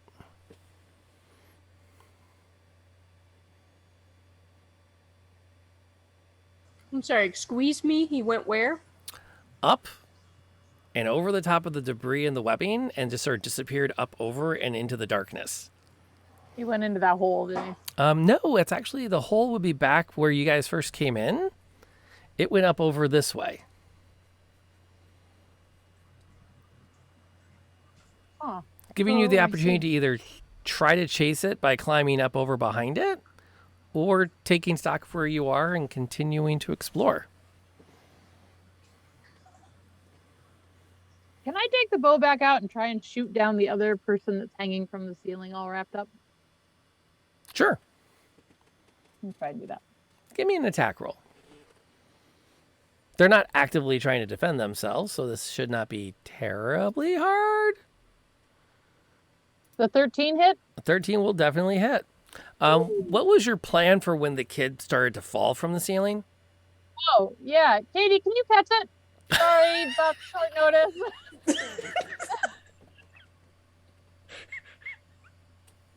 Hey, no bells. Raining children. Am I to translate that as I didn't have a plan? I had a plan. I had a plan. Who said I didn't have a plan? I had a plan. See? Did you hear how calmly I called out the plan? My timing's a little off, but my plan is good. Give me an athletics check.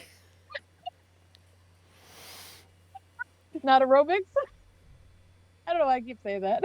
Ooh, Athletics or Oh, yeah. acrobatics? You absolutely catch it like are a princess. able to catch the cocoon. Ugh. Sounds awesome. A little more warning next time. Right. Would be More nice. warning. Yeah, I didn't want to alert the spiders. And you're able to cut free one of the kids. It's a slender form, and it looks like the one that they've around the town they've called Aubrey. Ah, do they look okay? No, she looks like gray. She's got the same skin color as your half-orc companion now. Okay. I don't think I'm she started that way though. gonna cast Spare the Dying then on her. Oh, good move. Could I? What is? Katie, what's your medicine check look like? +3, actually. Oh, I have the same. Oh, roommates. Strange. Why do I? Okay, maybe we check medicine check to see Mine's a +2. what's. Yeah, that's. We're doctors. We're all doctors. You can definitely stabilize her. Okay. Get her, maybe give her some water. I guess I'm not trying to heal her. I'm trying to see, did she turn gray from being bitten? What kind of poison is being used? Yeah, she's definitely been she's not in great shape. She needs food, water, probably some kind of medicine or healing magic. But there's a pulse, and she's breathing. But she's not like poisoned or anything like that. Probably not. Okay. If it is, there's not a lot you can do right now. Mm. But this is also a good place to take a short break. Give you guys a chance to kind of take some time. You're taking care of the kid. Take a moment to catch your breath. We're going to catch our breaths, collect some water. Before we take off, I do want to, again, take a second to thank Dave, DGD, for supporting us tonight. This is his episode. He backed it. And so we are here because of that. However, we just, yes, there has been a space landing of all things. So what I'm going to do, I'm going to check my studio mode to make sure this is going to work. This is going to work. Okay, cool. Let's go back where we were. Doink. Get out of studio mode. Thank you for coming in. We are literally about to take a break because my players have been asking for a chance to refresh their water, and I am a good dungeon master, and I am going to give it to them. So while they take the break, I'm going to welcome you all in, tell you a little bit about what's going on over here, let you know what we're doing and what we do here on the channel, give you some backstory on the game, and then we'll get back down to action. I might actually take a break, but I'm not going to do it right now. Players, go do what you have to do. I'll see you guys back in a couple of minutes. Whoomp. So, welcome. Thank you for coming on in. I really appreciate the raid. Frizzle, thank you for bringing your community to hang out with us tonight. My name is Rob, aka Lantern Noir. I am a Dungeons and Dragons content creator. We are currently playing a game called The Convergence. So, let's pretend for but a moment that we're in an elevator and you want to know about my game. Here's how this works. In this universe, the multiverse is collapsing. So the party is made up of characters that have come from different realities that have fallen in on Earth Prime. We started our session tonight with Aveline, the fighter of the group, actually role-playing through her Convergence Event, where she had gone out with her companions to find weapons to use to fight off colonial invaders. And while she was gathering these things, a convergence event began to form. And in an instant, a massive piece of her reality was transported onto Earth Prime. What makes it a weird twist is it is an exact duplicate of our Earth, just in her own reality. So at the very edge of the Convergence event, when it was completed, everything in her reality was still there, but everything beyond the line, if you will, was replaced by this new universe. So in the party, we have 4 characters, and one of them is a human who has been, she goes back generations to Earth. She's always been part of Earth Prime. There's a gnome who's a first generation Earth Primer. Her family came over in a Convergence event. And then we have 2 characters, a half orc and a human, who came over on their own. They got to experience being pulled between realities. And it's been a lot of fun. On this channel, I do a blend of original and published D&D because I can only write one game at a time. Frizzle, tell me about how your evening's been going. What were you doing before you got over here? And what brought, I saw that Third Tier recommended it, and I really appreciate that. Third Tier's always been a friend of the stream and a great supporter of everything we do over here. Lore part, yeah, well, I'm gonna confess a little bit. I am terrible about reading up on the lore of D&D. I tend to be the kind of guy who just sort of makes up the lore as he goes along for whatever game he wants to run. We were running a game a few weeks ago with Dungeons and Dragons with zombies, and the zombies melted into the ground so they could be recreated later because it worked better. Hardcore Minecraft. All right. I respect. My daughter is in my teen. Both follow the Minecraft happenings. They're really into that kind of thing. That's 110% their jam. So that's been a lot of fun. I'm kind of geeked for some things they've got coming out. And as I get through this period, we start moving a little more into holidays, and oddly, I start to have a little more time.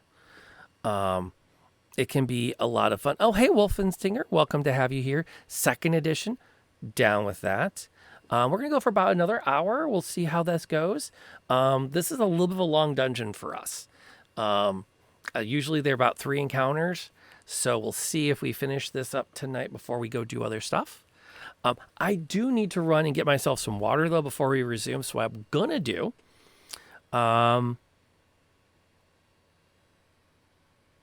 magic is always interesting. Also a fun twist. Pon's character, Aveline, comes from a reality where there is no magic. It's just the technology lagged behind for whatever reason. So that in their reality, they were just starting to unlock gunpowder when everything happened. So what I'm going to do here now is I'm going to leave you guys with a clip or 2 from previous sessions. And then I'm going to get some water, and then we're going to come back here. We're going to pick up where we left off, and we'll see how many more of these kids they can rescue before they all die. Before I go, though, I do have to thank Wolfenstinger for that. That's awesome, man. Thank you for coming in first time, and then bam, with the gift subs. You did not have to do that, but I so appreciate that. Helps keeps the light on. And as you know, if you know anything about streaming, and with a green screen, you need sufficient lighting. Anywho, I'll see y'all back here in about 2 minutes. I gotta get that water.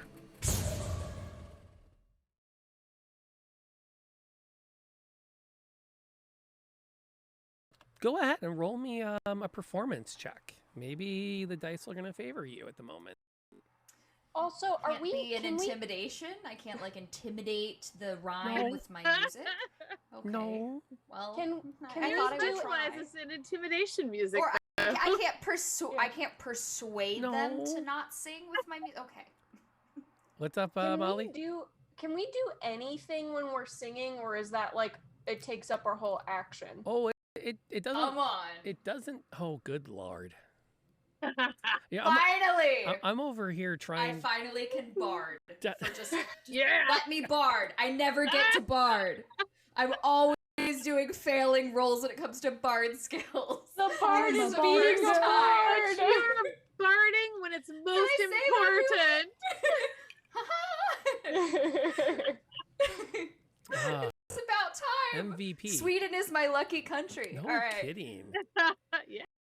Going, why am I here? I legit have been screaming this entire time. So you know what? What is the health of everybody You're also right now? full health. You want to come All right, back and join everyone's the battle? full health. No, we're not. The rest All of right. us are like highly injured. You're on Yeah, the we're outside all full hurting health. You pretty wanna, like, bad. The help out a little Jamboard bit? says that everybody's. Oh. Oh, refresh. Refresh Never mind. that. Yeah. Like, Yeah. Ember's alive because I just healed for 12. Show us that 12 out of 41. You were were like literally farting seeing around on full the health outside of this the circle. entire Like, time, come weren't you, join Yansen? me. I'm full health. Y'all, Shadows I'm having didn't picnic have a over here. spot on the jam of the thing, and I was just like, oh, I don't know. I think we broke the. Having taken a holy order of some kind and other oaths. I'm thinking like an elven, like really. That makes Kung Fu Elfin Monk? Kung Fu Elfin Monk. Okay. Yes, that meditates a lot. I can live with that. Because elves don't have to sleep as much, so it totally right. Throaty chuckle fills the hall. And I'll hydrate after that. Does it just sound like Bowser from Mario 64? I gotta grab a refill and then I'll hydrate. And I'll refresh this so we can see the results of the combat. Uh-oh. Uh-oh. Hang on, guys. Well, that just sounds like Jabba the Hutt. Solo. No, I don't. That's a bad idea. There is so much nope surrounding this trap. I am not here for an amulet. I am here for a traumatized rogue. Let's get the fuck out of here. Oh, I'm sorry. That's 2. Well, I wasn't really concerned about the amulet. I just thought that you. Yeah. Safe, yes. So we assume this guy is bad. Oh, he's super bad. Well, you know. Okay, that's all I needed to know. Good. I mean, he keeps on trying have- to. He's a dick. He keeps on trying to coerce Irina into coming up to his castle and fucking die, become a vampire lady, and she's not into it. Well, I mean, you know, okay. You're swinging again. Oh man, this guy. Tough. And we're back. Thank you for staying through the BRB. Sorry to do that to you, but I need to imbibe an adult beverage because it's one of them evenings. So thank you for coming.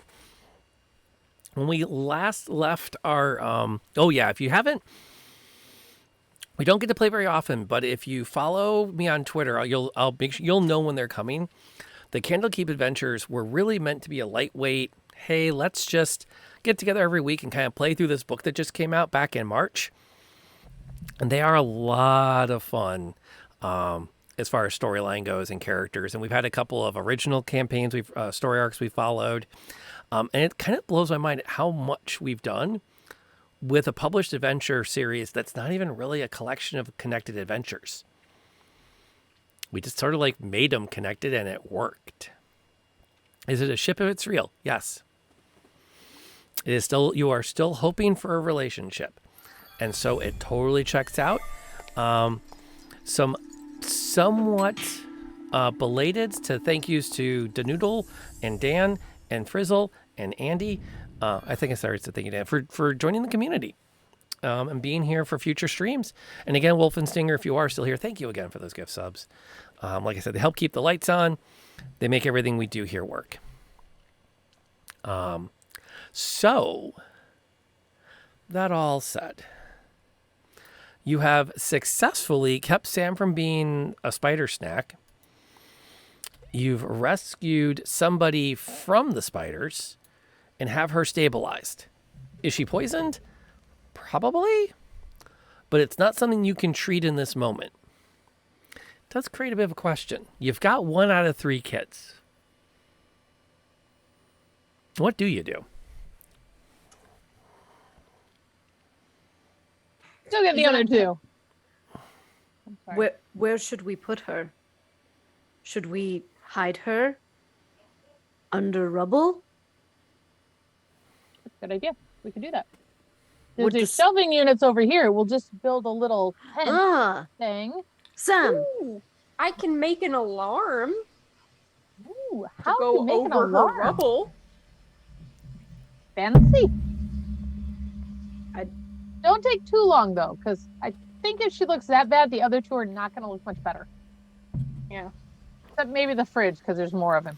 I mean, it takes a minute and it lasts for 8 hours. I'm gonna go to like the just Lineup. thinking of Est Buy, and like clearing out the bottom shelf of something, like just white, like going through, like the air fryers and the Instapots, whatever those are, and gently putting her in there so that if the spiders won't come back, and like rewrap her up. So she's kind of like tucked away, if you will. Yeah. Yeah. Ironically, there's not a lot of merchandise to clear out because so much of it is like already been scavenged decades ago. But you're able to like kind of like push up a shelf and kind of prop it up with some bits of stone that have fallen from the ceiling and create like a cubby to lay her in. If you ritual cast something, does it cost a spell slot or no? No. Okay, can I ritual cast then alarm across the shelf that she's in? Yeah. Okay, I would like to do that. Choose a door, window, or an area within range that is no longer than a 20-foot cube. Stuff. No, you're not putting. They're not putting her in a bag of holding. That's. Can you not? Can you breathe in a bag of holding? You have 10. That's what You I have think about it said 10 minutes. 10 minutes of air. It's not a good. No. So Sam, not build so something long. for Oh, that. Sam, no. I could build something for that. You're I gonna got build- this. I could build You something have for a that. scuba. breather. You have like a snorkel. Yeah. I could build something for that. That's so good. Oh, I just want to see the little snorkel end poking out of the bag. Ooh, but we need to collect the data if that works. I love is whatever you do, you get an idea. You go, ooh, we gotta collect the food. We do need to collect the data on this. I love the I'm if sorry, we're that just- works. We're just gonna have to pick what position we have in her evil empire when she inevitably creates it. I'm just saying. Good to have a career path. Right. We must find the others. She's not evil yet. Okay, I want to take a look at that wall and see if I can parkour up that thing and maybe tie a rope up there to get the others up. Because I don't. Oh, up over the wall where the spider disappeared? Yeah. Absolutely. Give me an athletics check. Can I assist Sure. with like little You can get underneath her and kind of boost her as she goes up and over. You sure I can't use acrobatics? No, it's a climbing bad. move. 15. Okay. You I don't are feel that's bad. sure. You go up and over. It's a lot of cobwebs. It's a lot of sticky. And the difference now is that these webs are like inch cables. Ooh. As you go up and over, you're like, these don't just move. You don't just brush them. You're like pushing them, and then you're like pulling your. You have to like Sticky. work to pull your hand back off of it. Yeah. It's This a is very like the worst unpleasant rooftop. experience. Ugh. Hey, Sam, you got a use for sticky rope? Sam, it's a resource. So you have successfully scaled that. Cool. Let's see if I can find something to tie a rope off to so these guys can climb up. Oh yeah, there's tons of stuff to tie things to. There's, I mean, will they Rebar? stay? That's kind of a good question. Hoping. So you now have a rope that goes up and over this debris. While you're tying that rope, could you do me a huge favor and roll? Perception check? Yeah. I did kind of tell it where I was by going, hey, I'm here. Oh yeah. It's like ringing their doorbell 1,000 times. 17. Okay, good to know. Thanks. No, I was hoping that meant it didn't actually sneak up on me. No, I was just getting a sense for how aware you were of the spider that disappeared. I'm not holding the gnome yet, so I can't fight it. Is that how that works? So what's everyone else doing? The data does say it does work. 2 out of 2 has been good. We dispute the data, though. Well, we can, but the kids are dying. Just gonna put that out there. Yes, this is a problem, but problems are fixable. In most circumstances. Yeah. I would like to take the glowy pebble and toss it up where the first kid was tied up to see if like it will illuminate up high enough to see if the other ones are there. That's clever. You do see a lot of webbing up there. However, the pebble doesn't get caught in it. And you don't see any other webbed things in this space. When the pebble gets really high, because I'm up higher, do I get a different view? A good view from as the light comes up? Sure. It definitely looks like there's a lot of like webbing up in there. It looks like a good spot where like, and you can see areas that are almost like closed off because the webs are so thick. And the webs themselves are bigger. So they definitely look more like the giant spider variety as opposed to the swarms of spiders. That's not really better. But you don't see any more bodies. See all the no bodies. Now, Sib does notice as she looks down that there is indeed a door back into the stock room down there. So as you're looking at the map, there's stuff over here in the darkness. You can kind of see where past these shelves. And then there's a door here that you can all go up the rope and come down the other side if that's what your plan is. You just tell me what y'all want to do. There's a door over here. Can spiders open doors? Not the last time I checked. But maybe theoretically, anything's a possibility. Alligators can open doors, but only some. Did not expect this discussion to go down that route. But what is an alligator? It's a really long. It's like a It's a chompy, Yeah. long. And you know, it's a really angry long footstool with a lot of teeth. You don't, and it's green. It's just, You know the little lizards on the expired soda in the 7-Eleven we live in? Yes. The Calypso? Yes. It's like that, but like 20 feet. Oh. And chompy. So giant lizard. Yes. Yeah. Giant lizard. And lizard. Those were the words I was looking Yes, for. an angry log, if you will. Angry But a- attacking log. A lizard is not a log, though. With feet. No, that's true. But they Logs do don't log have them out. feet. Right. Up the rope, or are you going down the thing to the door? Well, the children might have been able to make it to the door, but if they were caught before then,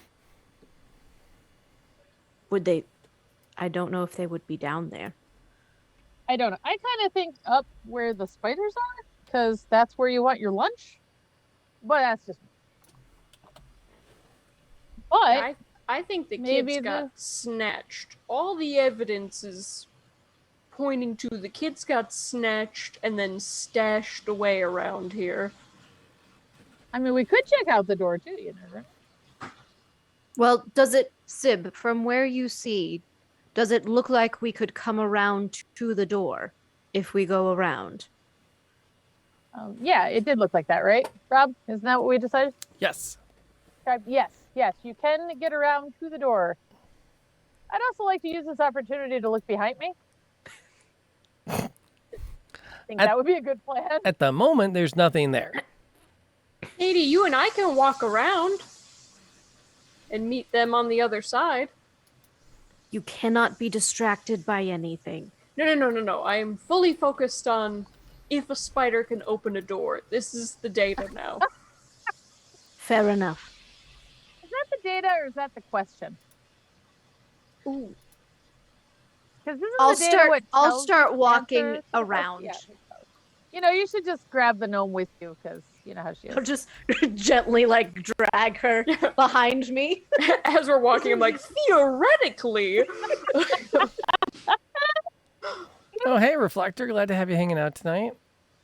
We'll see if they need that addition to a roll at some point. I'm sure we will. We'll bank that. Try to line that up a little better. There it is. Yoink. Yeah, that works pretty well. And you start to make your way around the shelves. Is Aveline going to go over the top, or is she going around? I think to keep in pairs, she'll go over the top to go with Sib. Okay, so we're again splitting the party because that's gonna make the DM's life easy. Unless Sib would like to come down and around as well. Are you comfortable up there?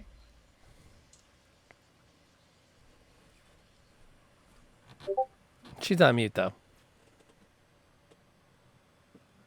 I am of two minds. I quite like being up and observing things from above, but I also kind of feel like something's going to come up behind me here pretty soon. Why don't you down a bit. actually? Why don't you come down? Yeah, that would be that. I feel that's for the best. Yeah. Now I also think that there's a really good chance they're in here, but I'm coming down and we're going to explore and get to that. So. Well, we're not necessarily looking for them. We're looking for kids. Well, Oh, the you kids think is what I the meant. kid? Yeah. Oh, But I'm gonna swing down the rope. Okay, you shimmy on down. Wait, I've always wanted to try this. This is totally not the wrong time to do it. Honest. I'm gonna get on the rope and I'm gonna cut it. And I'm gonna Tarzan yell down. Totally won't go wrong.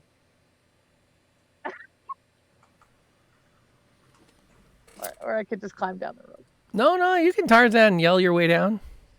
Holy Tarzan yelling this down. How often do you get to swing on a spider rope? This is great. That Totally the right works. choice. That totally works. Is this an acrobatics? No, we'll just let you have it. Or you know what? Oh, right. No, go ahead and roll the acrobatics and see what happens. Darn it. Shouldn't have said anything. Ooh, 18. There you go. An epic swing as you come down and join the party. Can I sweep down and just land on Aveline? Land on her? Well, you know, like in her arms. Whether she's not prepared. Does Aveline catch her, or does she just drop her? She totally just dropped me. There's a question. Aveline steps out of the way. Brilliant. I'm gonna do a roll. Yeah, and Sib kind of slides across the ground. All like, I meant to do that. Totally. That totally works. You make your way around past the various abandoned boxes, the dirt, the dust, and there doesn't appear to be any sign of your previous friend as you come around. I'm gonna keep looking at the ceiling just to see if we see any more like wrapped up bodies or. It's a good idea. Give me a perception check. Okay. Ooh, hey, that's really awesome. That's a good roll. Yeah. If there was a body up there, you'd totally notice it. Cool. Guess what? Nobody. No bodies. Not even like suspicious looking bundles. I played Skyrim. No, they clean up pretty well after themselves. Fair enough. He ain't got no bodies. Can I do some investigating? Like maybe there's some like dust disturbed or something. There's going to be a game where Molly doesn't spend the entire night saying, "Can I investigate that too?" Truly. I don't know what game that's going to be. I just look forward to playing it someday. Winnie did not investigate. Yeah, you did. To You be just fair, didn't. no. You just didn't have a lot of bonus to it. I had like no bone. Well, I did still ask to, but I was terrible at it. Yes. Go ahead and roll it. Okay. And then ask me whatever question you want to ask. Okay.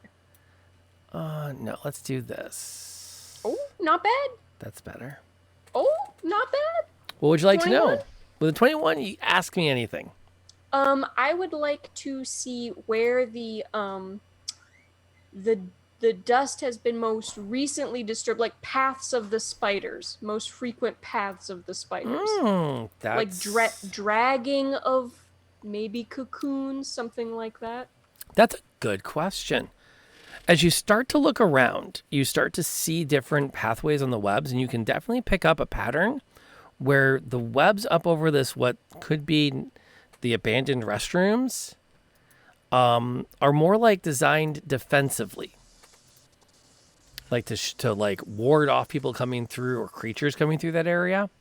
Okay. They're definitely not the kinds of things that would be where the spiders would be traveling a lot.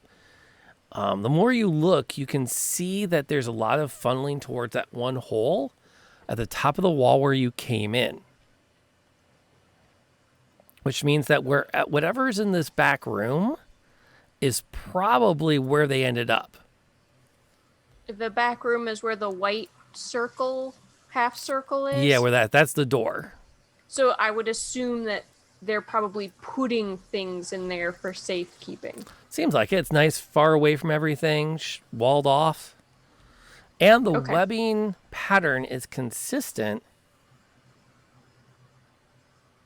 with blocking that area off. Okay. Okay, maybe the board will fix itself now. So let me put this on the map. There we go. Yoink. Put that back on the map. And then we put this right there. That's too big. There we go.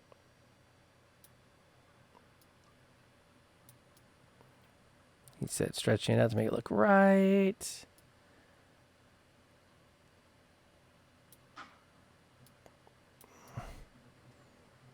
Close enough for government work.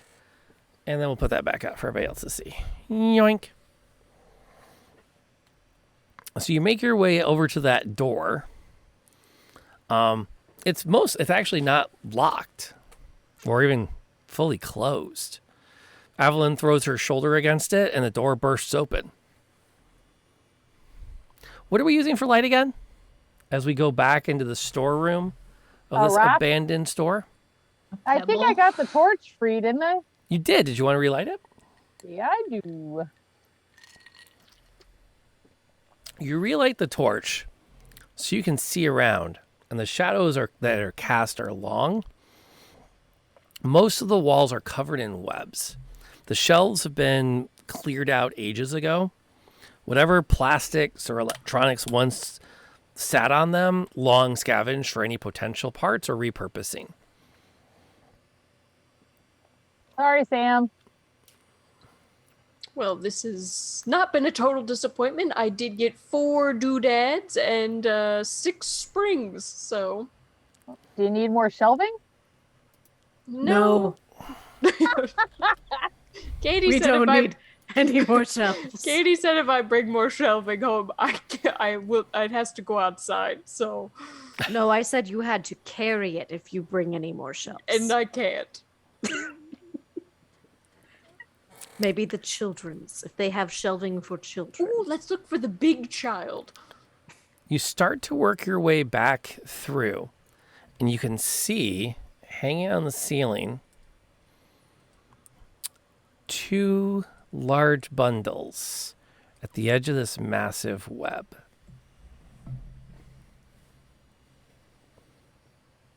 Is one refrigerator in size? One is pretty big. Okay. Proving that I can take a hint, Katie, if you stand under one, I'll try and shoot it down if you can catch it. Can I see the pebble?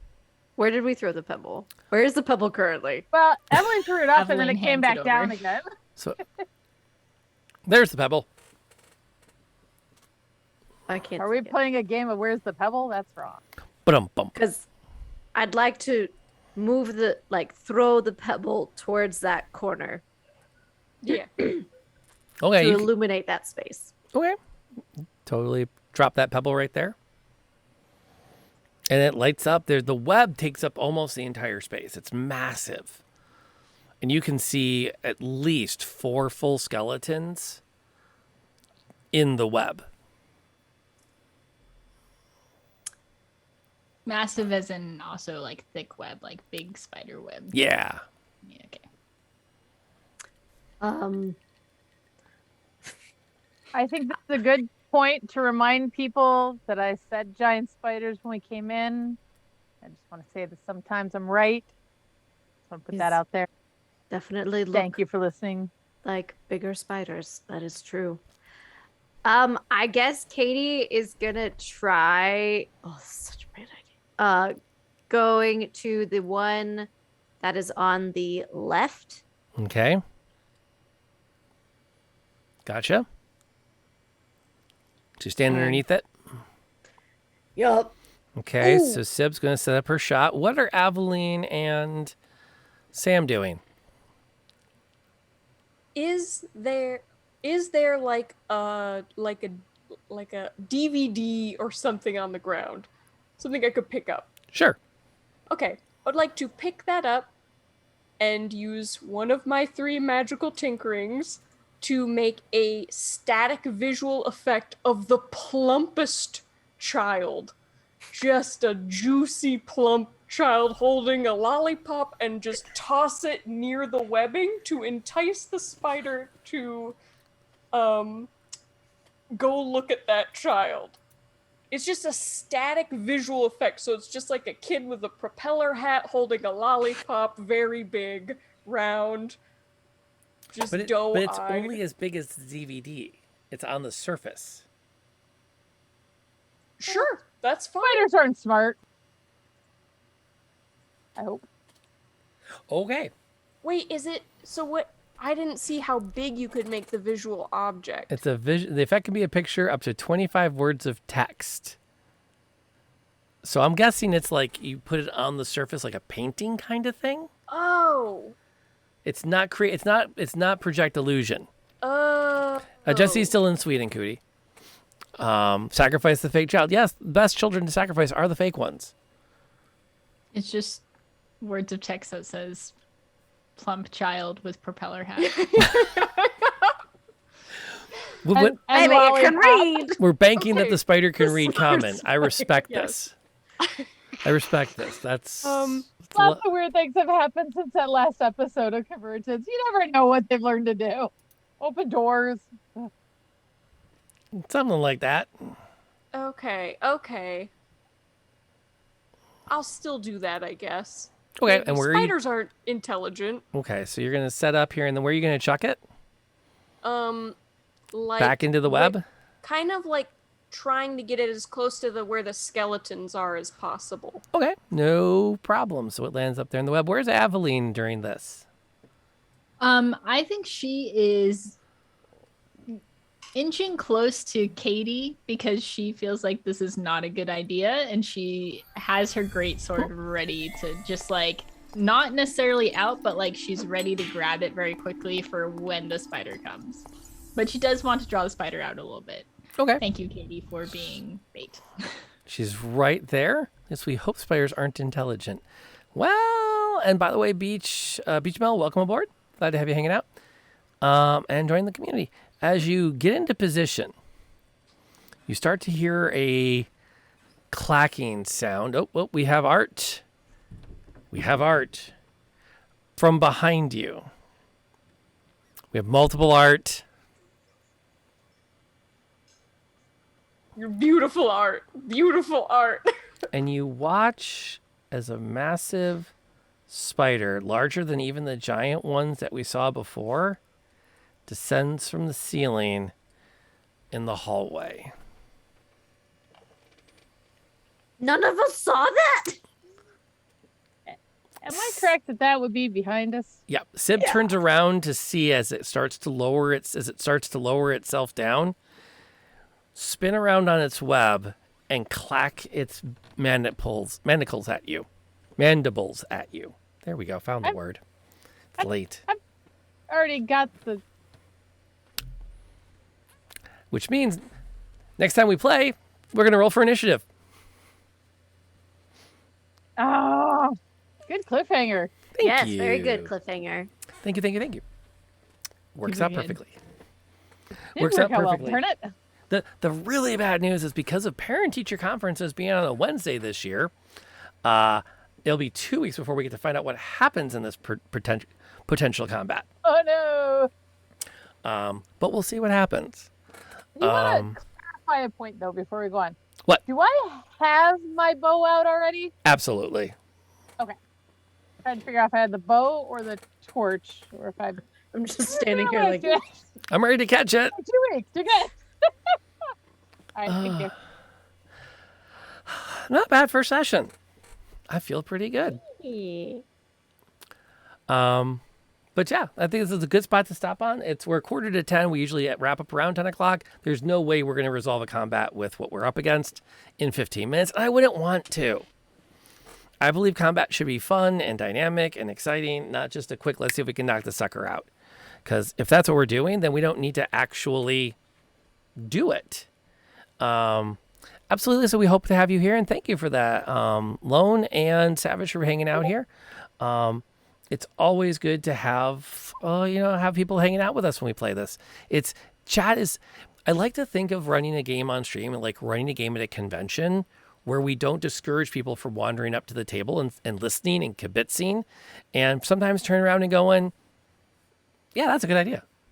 Good night. And the teen's off to bed, and it kind of checks out. So we should definitely outer door. What are you doing? You don't need to do that, my friend. You have given so much support to the stream. You definitely do not need to be donating more. But thank you for all those gift subs. A whole lot of people have emotes to use as they wish, and that is awesome, and we appreciate that. Let me turn that on. I think that's going to do that. So as we kind of wind down the session, let's chat for a few. Let's have a little debrief time. This is your first time hanging out on a D&D stream, Noodle? I hope they all say this much fun. And have a good time. We'll do popcorn. Anyone can volunteer. What's the star tonight? What was the part that was like the most fun? What's the part that's like, okay, this is the part of the session that sticks out? I was like, that was cool. That was fun. I like doing that. For us or for chat? For you guys. I really think the various times you got to say, so you've got the gnome in one hand, weapon in the other. I would agree. I think passing the gnome. It's like hot potato, but hot gnome. Oh, hot gnome. Oh, me. Oh. It's the pigtails. Oh, yeah. It's the pigtails. Yeah, that was super fun. I think the first time I got to use Mr. Freezy, too, was very fun. For me, in particular. I really enjoyed Katie's references to things she doesn't understand and asking questions. There will be a lot of that. That's fun. I really dig that. I like a lot of the back and forth. That's really like, although at sometimes somebody will figure out that Sib actually has no concept of what the world looked like pre-convergences. This is all third hand. Yep. At least. So it's like kids that find those lunch boxes from TV shows that ended in the 70s, but they think it looks cool, and you're like, yeah. And they try to tell you what the show is all about. Yeah. I totally am not speaking about that from experience. Also, the setup with Aveline, like at the very beginning. Yeah, that was really cool. My heart, and also Freddy, where you at? My guy, Freddy. Who are Okay. you? Where you at, bro? I cannot believe I blanked on the name. I am so mad at myself for that because I had a name. And I couldn't remember it, so he became Frederick. I loved it. And I'm going to look it up now. Not that I'm changing it. It is it's Frederick now. absolutely Frederick. And it what? Nope, I can't find it now. Harrison. I have 2 drawings. Harrison. That's the name I was trying to remember. Oh. I have 2 Frederick's drawings better. of Frederick. I have this one when we first met him with his bushy beard. And then Mustache, bushy mustache. I thought you said beard. Well, he has a bushy beard now. And then this one when he was described as a Robin Hood gentleman. He had a big black big hat. So I put Frederick Robin Hood ? Okay, following the chat a little bit, I can't answer everything that's in there. Which, by the way, if you want to now contribute what your star of the night is, please do so. That's a lot of fun. I will say for anyone that wants to try DMing, it is not as bad as it sounds, especially if you work off a published adventure so that you don't have to do all your writing on the side. But it's the kind of thing that once you do it, you do it. And it's a lot of fun. I am lucky though. I will tell you this, not everyone that sits down the DM gets players like these. And these are 4 of the most amazing human beings I have ever met, which makes DMing stinking easy. Because I throw them spiders and I come back in 15 minutes and they're still debating about alligators. And, unless I'm mistaken, having fun debating about alligators. And that takes a special kind of debate talent. too. There was some spider debate in there. Can a spider open a door? Can it? Apparently it can because it's in there. Theoretically. We haven't evaluated the data yet. It probably crawled under small and then got bigger. Yeah. And if you ever want to try to do this on on stream, I am more than happy to help people out. The Discord is posted in the chat.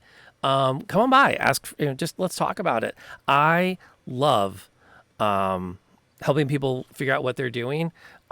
Everything here is stuff that I've created on OBS. OBS is not that hard to figure. I figured OBS out. It's not that hard once you get in and play with it. You just have to give yourself a couple of weeks to make sense of which way you're going. Because once you get it, you got it. Then you can do all these kind of other crazy fun effects. See, I'm going to be fleshing out my Doom campaign. Now that could be cool, Panda. That could be a lot of fun. Before we fully wrap up, we did have a request to guide the raid. Everything looks legitimate where we're going to be going. I do want to take one last second again to thank Dave DGD for supporting us tonight. He sponsored this particular episode. For those that came in with the raid, we went to Kickstarter to kind of help fund everything tonight. That's where all the artwork came from. That's where the theme song came from. If you missed the theme song, you might want to check the Twitter, because I will be posting it so that everyone can have a chance to see it in the coming days, because I'm kind of proud of what was put together, and I think it's really kind of cool and fun. But again, I really just want to thank Dave and everyone up there that's got their name on the board for supporting us and getting us up and running and having faith that we were going to put out a really fun game, because we tried. And I think it's coming together really stinking well. And again, not because I do anything special. I found some great players. This is what makes the game great. Nothing else. Definitely not me. I am perfectly average. I call false. The data speaks differently to that, sir. Wow, I got your Prime subscription? Wow, this is like serious. Does Malachi know I have your Prime subscription? I feel awkward. It's technically mine, so. Fair enough. Where you take it is where you take it. Convergence raid indeed. Panda, come by Discord. We're going to talk about that killing off everyone's favorite NPC. I have opinions. I'm not sharing them now because we are wrapping this sucker up. So to that note, we're going to head over to Fragmite's stream. When you get there, tell them hello for me. I'm going to take some time to talk with my players before I head out. I always ask them to share their stars with me at the end of a session. But when we get off stream, I'm going to be asking them to share their wishes. And so that's kind of I like to do where they don't have the pressure of having to say what their wishes were in front of all of you. So I probably won't be in the raid until after you guys are there. So please, please, please give them lots of love, lots of support. They're currently playing Control, which is I know to be a very interesting game. It's been on my radar for a bit. Third tier, you are the one driving this particular boat. So definitely kind of help when you get there. Make sure everyone says hi. We are off next week, but we will be back the following week. So our next session is not going to be on the 3rd. It will be on the 10th. We will see you all then.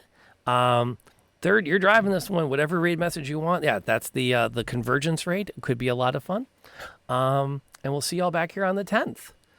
I can't even stream the night of the 3rd because I'm not going to be getting home till like 10 o'clock because that's stinking. Well, I love conferences. I love meeting parents. I'm going to stop now. Thank you all for coming out. Please, and remember, wherever you are, stay safe.